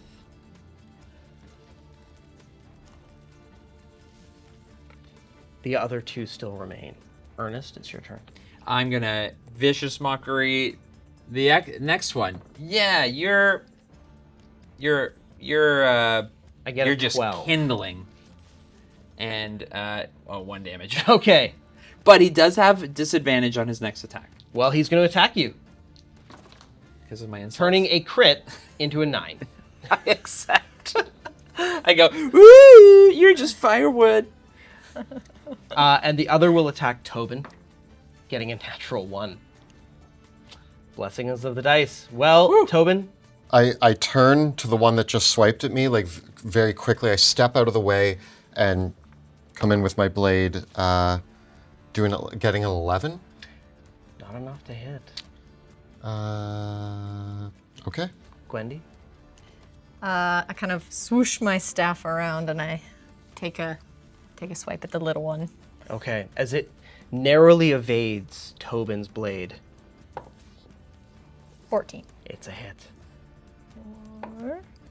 9 damage. Once again, it's like you almost placed your hand on it, and it just, whatever hate was there is just gone as you touch it. Ta-da. Ernest?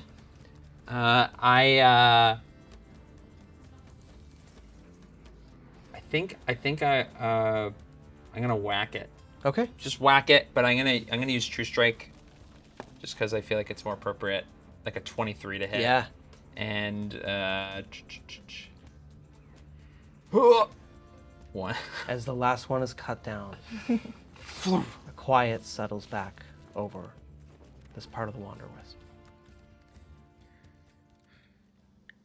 Is everybody okay?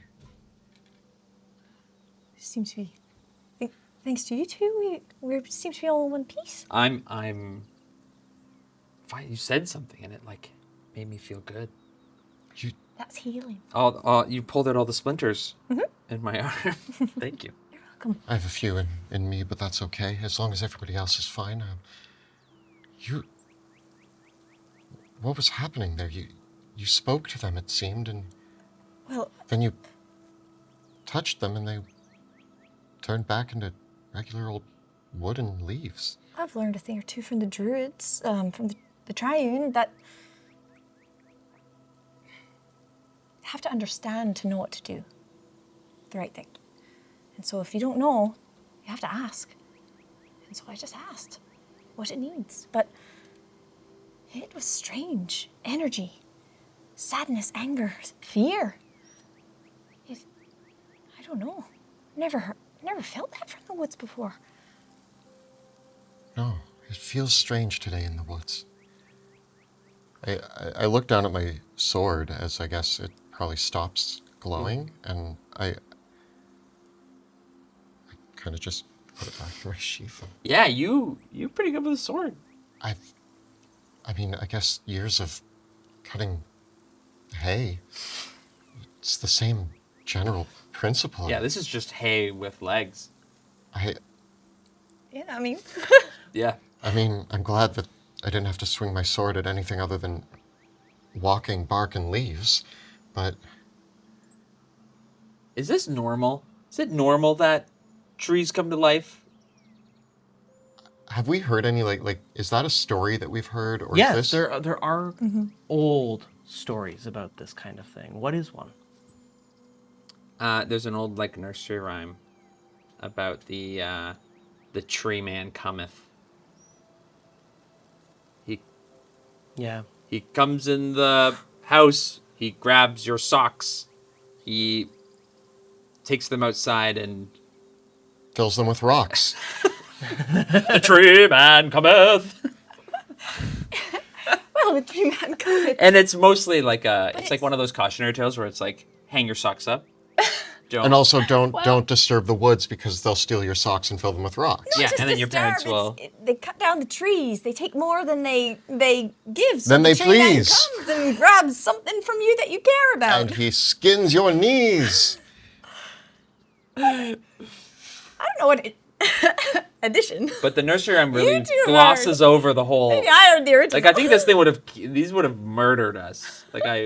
Yeah, they weren't just going to fill our socks with rocks. No, that was. Yeah, that's intentional. greatly underestimated. There's rhymes. There also are warnings, because the wander wisp can be dangerous.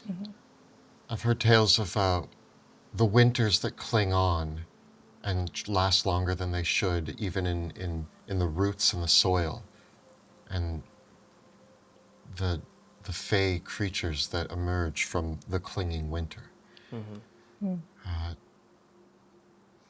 I mean, dead leaves and bark is the remnants of the winter. I mean, we are chasing after the spring lamb, the first spring lamb, and of course, omens on omens. Omens on omens. As you gather yourselves and move deeper into the wood in search of Petal, if you do want to take the opportunity for a short rest, you could do so now. What about goat? Goat comes back. Okay. Coward. Yeah, goat, you coward. He whines. So we'll gather ourselves. Okay, if we do a short rest, I'm gonna play my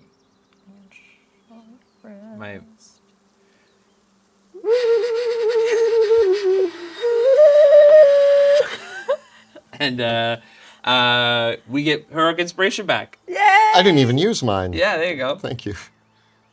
What do I get back on a short rest? Do I get anything back? I don't think so. Oh, maybe. I actually think that it's just an opportunity to spend some hit dice if you want to regain some hit points. I needed the hit points, so Okay. I know you guys didn't, but That's okay. I take a minute to pull some splinters out. We'll help. Yeah.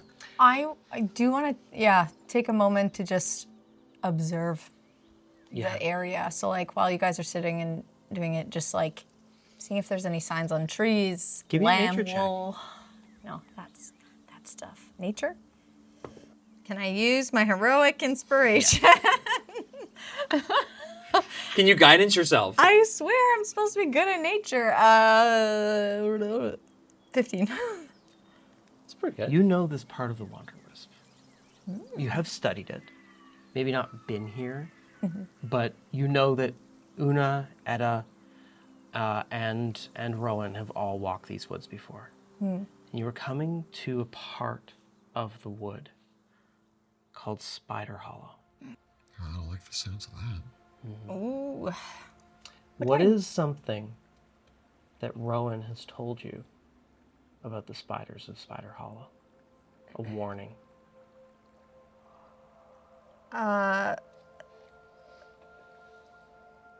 Two things. That they're more silent than a breeze, and their webs can be nearly invisible. Ooh. And so, Great, so we have invisible, silent, nearly invisible. invisible silent spiders. They're just tricksy, and what you'll notice is you have to watch out for the signs, right? I look around for a sign. You won't see the webs, but you'll see things hanging in the webs. It's not about what you see, though. It's what you hear. For a soft little bleat.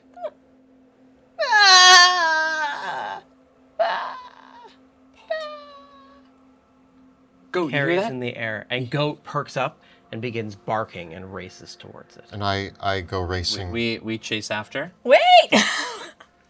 And the two, yeah, as soon as I hear it, and as soon as Goat starts moving, I'm moving with him. This in Spider Hollow, the trees are. You can see the silvery strands of webs just barely through the wood. And once in a while, you see just the watching spiders in their webs. Barely. As you hear the bleating. As you travel through the forest and just Goat barks, you see, almost like the web formed a snare trap in a little bundle suspended in the air, is Petal, just bleating, and slightly wrapped up in the webs, so that only her head is poking out. Do you stop running? Seeing Petal, I kind of come to a stop, and this is the first time that I actually realized that there's like webs and eyes watching us everywhere, but I stop. If we move Petal, the webs are going to tell the spiders that we're here and where we are. It's the way they communicate. They vibrate. You don't think they already know we're here? Not in the same way. Then I think what we do is we go to Petal. I'm going to cut her free. But we might need to be ready for a fight. Maybe a run? A run and fight. The old run and fight. Spiders are fast. They're speedy. They have more legs than you. Small creatures. How big are the spiders that we're seeing? Have we seen any spiders? You have seen the odd spider. Are we talking like that, Yeah, like that? yeah, Few? yeah. Okay. But Gwendy knows there's bigger ones. I mean, they don't look too bad right now. I just don't really like spiders. These are fresh spiders. Wait, what's that mean? New Oh, like they're tiny? babies. What do the rotten spiders look like? Is he rotten? You said fresh. But Well, older, I get it. bigger. I don't like that. Never seen them myself, but I've heard stories. this So, I have one idea. You said they communicate through the web. the vibrations. What if we make some distractions? If you seem to be the best with the animals, what if you get ready to release the lamb, and Tobin and I go away from the lamb and make a ruckus at the same time? Worth noting that Petal is about 10 feet in the air. So I'll go get Petal. Potentially being the only one that could reach. How high can you reach? I mean, I could jump. You- I could Do climb. you need to stand on my shoulders? Probably. Well, I can go on. How about this? I go on your shoulders. Perfect. You distract them. Yeah, if you can make a big ruckus on one of the other webs while we cut down Petal, and then we all run. I'll be the bait. Okay, yeah. Think of it like food. Yes, I'm food. Yeah, it's more. I understand. Okay, good. And if it helps, I'll do it. And maybe we can have a goat bark a little bit off to the side, create some confusion. Separately. Yeah. Okay, sounds like a plan. I'll create a distraction. If you need support, how are we going to signal each other? I'll say, help, I need support. That's a good one. Wendy, save me. Yeah, Okay. I think I know exactly what you mean when you say that. Use your loud voice. All right. Where's Tobin gonna go to make a distraction? I find the lowest spot of webs. I There's a get bunch down of on- webs right over here. Okay. So I come by this big stump, and I'm ready to like. So you're gonna be there to make a distraction. Yeah, that's very far away. You have to And wait. Pedal is over there. So you two go to Pedal. Okay. And I get Gwendolyn jumps on like a nearby rock. I stand under it, and you hop on my shoulders. Yeah. You've learned that like I don't like to be picked up. Yeah. I need to like. Yeah, you Yeah. do it. Get on I'm a chair. Yeah. Okay. All right, Ernest. I'm a vehicle. Okay. Can I borrow your? Oh no, I have. And one. we've done this. We've done this before. I have my sickle. This is one of our go-to moves. The old All right. Gwenny on I my want to hear shoulders. about your distraction, Tobin. I mean, from Gwendy's description, it's the reverberation through the web. Okay. So you just grab some of the webs. I And grab a chunk of the web and I start shaking it as hard as I can. start shaking the web. Give me a dexterity saving throw. He gets caught in the web. Oh wait, I meant to bless us. No, I forgot. Okay, no, I get a 16. Okay, you grab onto the web and it's quite sticky, but you start to shake it and you're not ensnared in it yourself. Use a stick. And as you do, you hear this low clicking and rattling. And there is just the slightest glide in the canopy of the trees. As the two of you see in the shadows something moving away from where Petal is towards where Tobin is. And I yell, "Go now!" Quick. And so I'm holding on to your legs because if I need to boost you, I run underneath Pedal. Okay. You stand underneath Petal. Okay. So you need to hold absolutely still. Yep. So give me an acrobatics check. Yeah. Beautiful. 21. Okay, so Gwendy, you're gonna try to cut Petal free. Yeah, the spider webs. So you're cutting the webs. So give me an attack roll with advantage. With the sickle. Yep.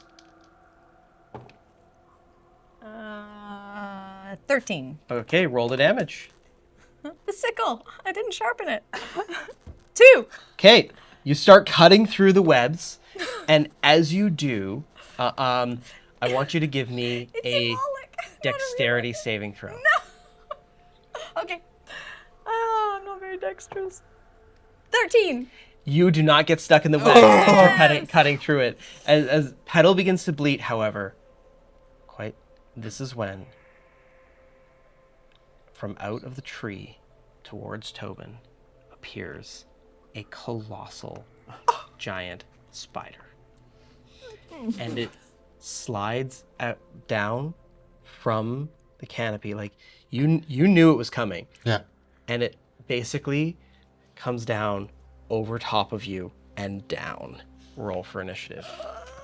Here we go. Here we go. Nice work though. Nice work, everybody. Yeah.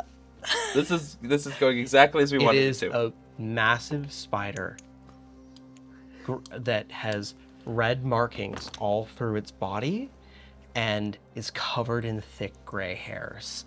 And you can see the dripping poison from its mandibles. Uh-oh. What do we got? 17. 17, 1. 1, 8. 8. I need alert. Okay. Ernest, Yeah.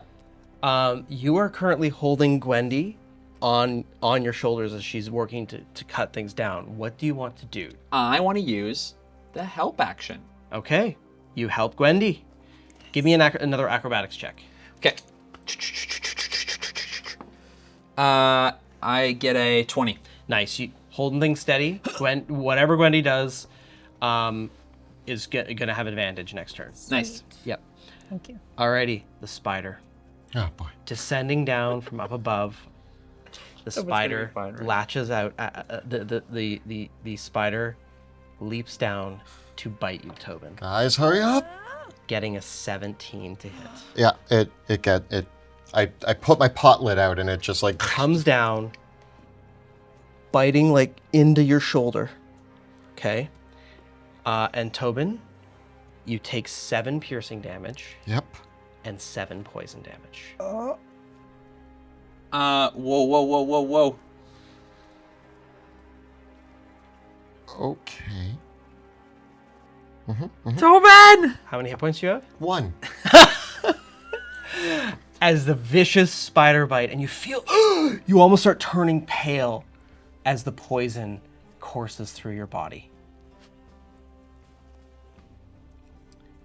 Tobin, it's your turn. I have choices to make.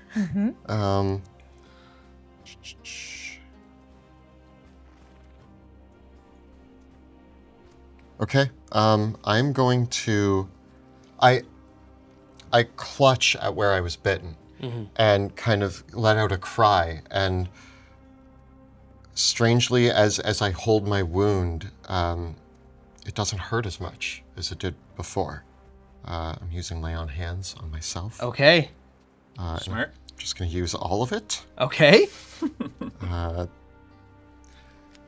And then, trying to get this thing away from me, I'm going to take a swing at it with. I try to stab the sword up into its soft bits. 13. Heroic inspiration.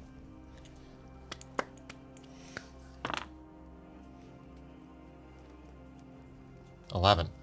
The sword deflects off the spider's carapace. I run. Do you want to provoke an opportunity attack?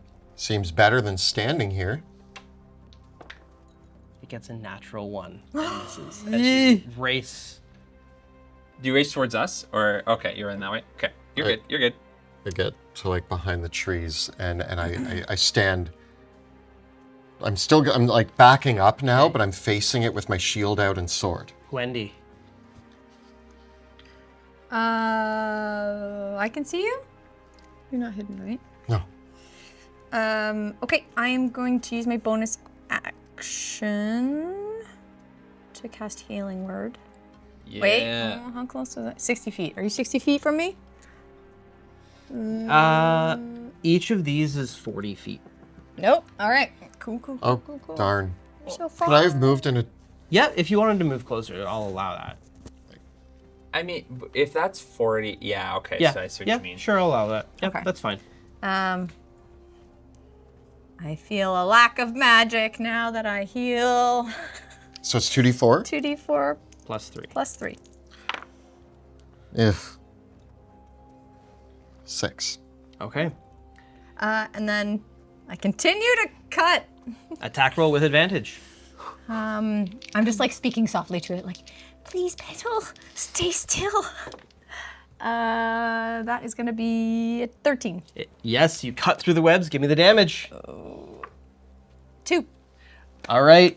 They're almost... You've almost cut through the webs. It's 1d4 minus 1. You've almost of cut my through the sickle. webs. Yeah. It's a symbolic sickle. It's not really a good weapon. Okay. You know? It's not sharp. It's not sharp. It's more Ernest, you're holding Gwendy. trying- She's almost... Like, it's just the last strand of free petal. I think... Like, can you sharpen this for me? And you see the spider is turning to pursue Tobin. But you're also still holding Gwendy. How far am I, though? From the spider, I'm pretty far, right? Yeah. Yikes. Everything is like maximum 60 feet. But if we're close enough, if I'm close enough for that, I can do Bardic Inspiration. Good luck out there.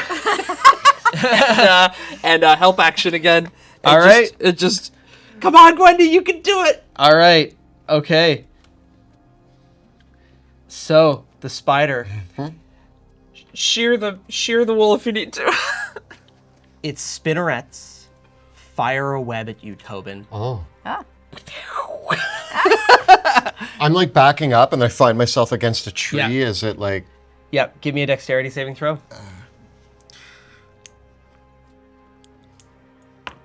16. The webs splatter against the wall, but you avoid it, but the spider does run up to you. As I dodge out of the way of the web, I kind of like But swing the spider back gets around all the way up to you. to see the spider right up to me. Yep. Okay. We'll just still put the webs down. It missed. It's cool. It's cool. It's good graphic. Yep. Okay, Tobin, it is your turn. All right.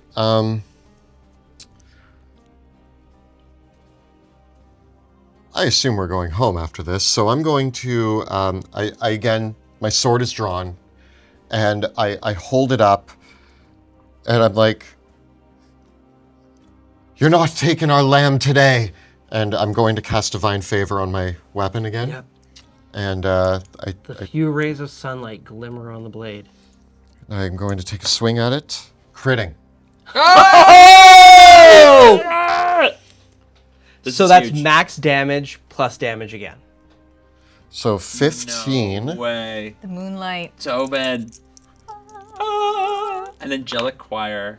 Oh, and I rolled 2 ones, so 15. So 17 damage. Oh, As I Blade, you drive the blade into the abdomen of the spider, and it screeches as the light crashes into its body.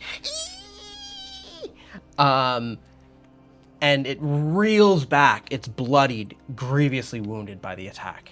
nice. And also, because I used a longsword, I do have weapon mastery with it. Yeah, So it has disadvantage on its next attack roll before the start of my next turn. nice. And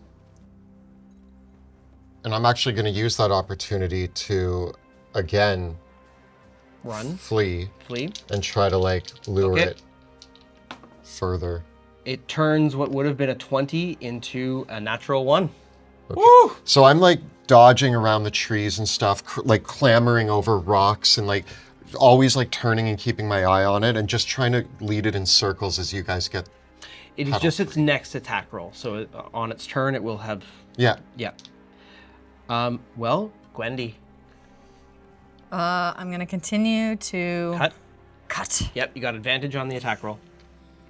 All right, one last go. You got this.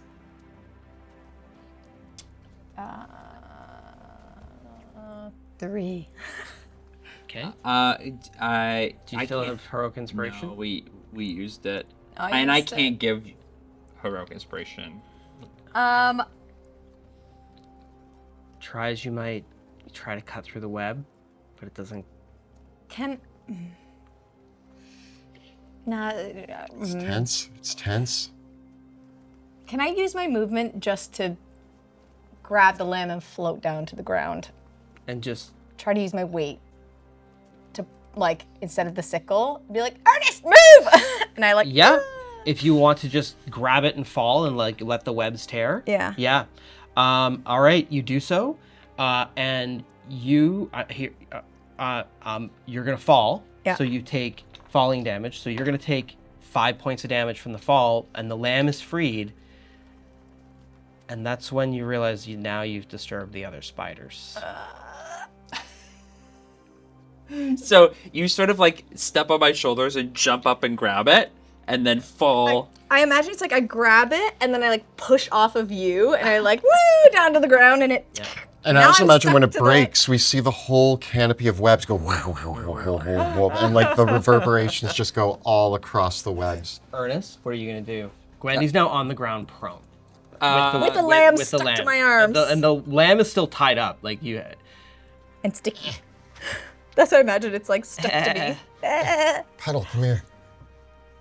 Goat, get help! Get old man Willow. Goat is Bella. barking furiously. Good boy. Yeah. I You can see the fear in Goat's face too. Go carry a lamb. We just need to run. yeah. I'll carry the lamb if I need to. I'm gonna try to scoop up both of them. Okay. You help her to her feet. Give me an acrobatics check. Come on, Gwendy. We gotta get out of here. 17. That's going to be your action, but you Yep. pull Gwendy up, and so you don't have to use your movement to get up. Cool. And then can I start moving run? without Yep. her? Yep. Just towards where's Tobin right now? I'm over here. Oh my gosh. I'm trying to lure the spider away from you guys. I'm gonna distract. Actually, I guess if maybe I can go there. Okay.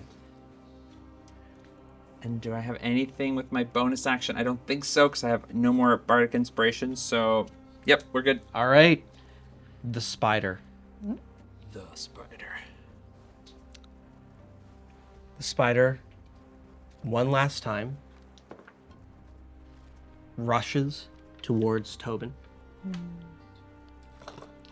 and makes one attack, getting an 8 to hit. I smack it away with my barrel lid. Smacking it away with the shield and feeling its wound, the spider starts to think better of the situation and scrambles up a nearby tree. It does provoke an opportunity attack. Do you want to take it? Yeah. Go for the opening. Just poke it in the butt. 21. It hits. Oh.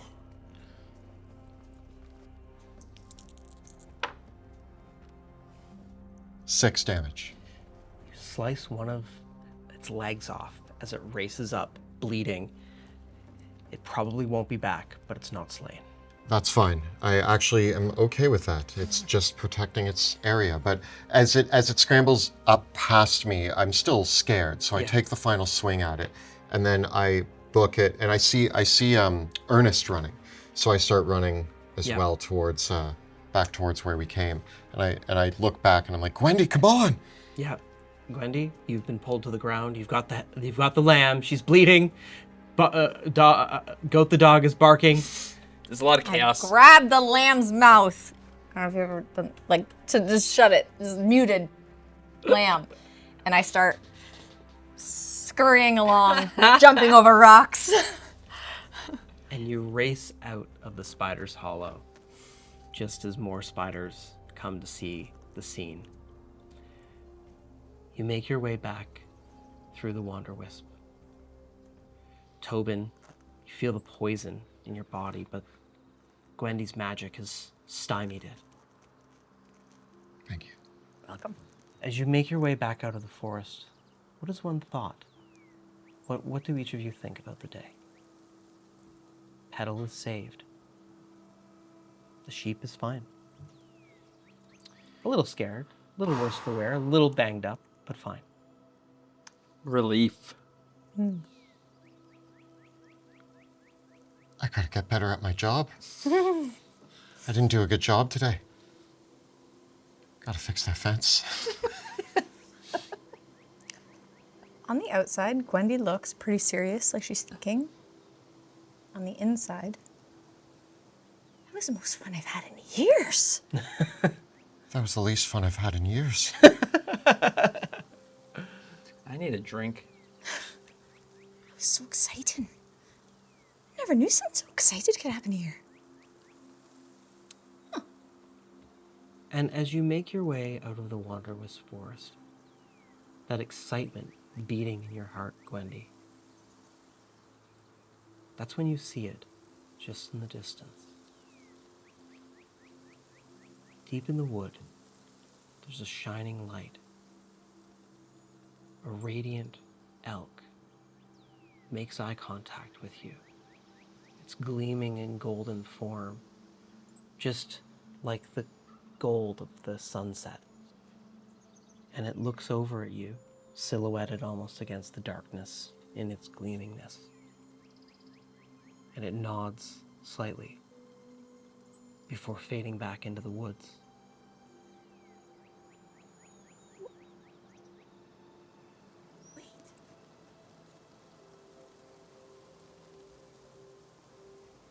Wait.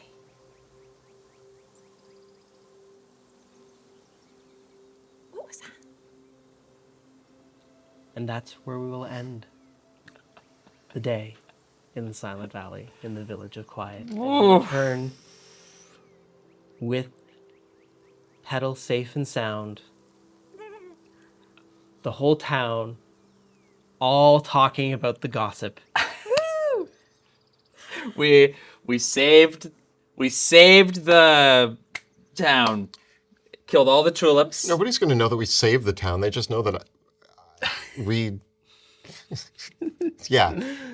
The tulips are destroyed. Tobin let the sheep out. And We'll fix the. and those 3 troublemakers went trouncing through tulips, jumping in The wells. honey, Sorry, 3 the honey's troublemakers all. went trouncing through? Yeah, unfortunately, you're associated with Ernest and I, so it's... Yep. I specifically didn't go in the. Really... I like to Gwendy likes to just very, very specific. Like, she didn't cause the Don't worry, trouble. there will be consequences. She didn't cause the trouble. All right, guys, just. Yeah, well, we're gonna enjoy that time between the relief of finishing our wonderful mission and the consequences of all our actions. You know, it's a fleeting time, but I won't It's get enjoyable. in trouble. I helped fix it. So did you, Ernest. yeah, we did great. I'll take the blame if anybody needs. Thanks, man. And yeah, Thanks, buddy. Well, I'm sure we'll be fine. Yeah, it's gonna be fine. a humble beginning to our quiet days and gentle ways in the Silent Valley with a little bit of excitement. A big thank you to our cast, Joe, Jill, and Kelly, for playing once more. and a big thank you to our dungeon master, Monty Martin. Monty, those. And as always, continuing to do things behind the scenes and keep it real and make sure everything stays on and going. A special thank you to Kyle, Thanks, Kyle. the man behind the Thank curtain, you, the Kyle. thumb. Thank you. And there's also a few other people we'd like to give a special shout out to. If you watched the beautiful intro and saw the great terrain here, we want to shout out some of the amazing people who helped bring Seasons of Silence to life.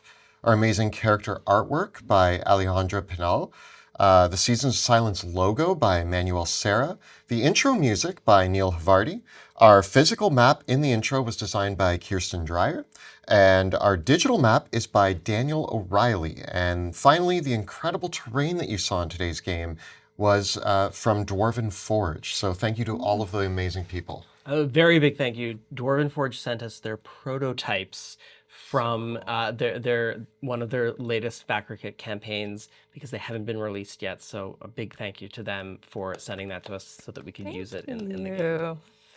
Yep.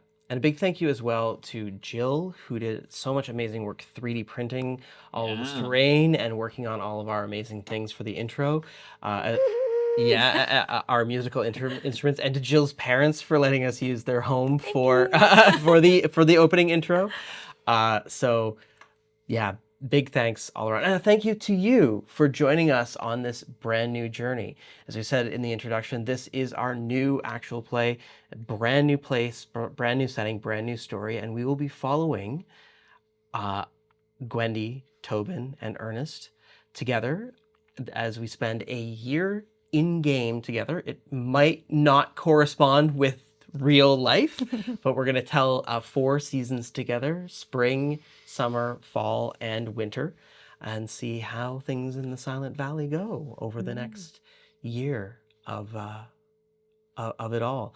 Of course, if you love the work that we do here, all of our actual plays are made possible thanks to the incredible generosity of our Patreon supporters. And if you don't know, we have really put a lot of extra amazing stuff into our Patreon, especially with the help of our incredible brand manager, Bets Foster, who's also put a ton of work into getting all this organized too. Our Patreon gets you access to our Discord server where you can chat with the cast and the crew, and even the behind the scenes chat where you can ask me DMing questions about the campaign, join our spoiler discussions. You get early access a week before to all of our episodes. You get bonus content and behind the scenes content. So we actually had the session 0 as well as the rehearsal sessions for this series, which are available to our patrons at the $10 and up tier. So if you want to see a big sneak peek preview of all the development work that went into this new show, you can check all of that out on our Patreon as well. Be sure to subscribe to the channel so that you never miss an episode. Thank you so much for watching, and we will see you next time in the Silent Valley.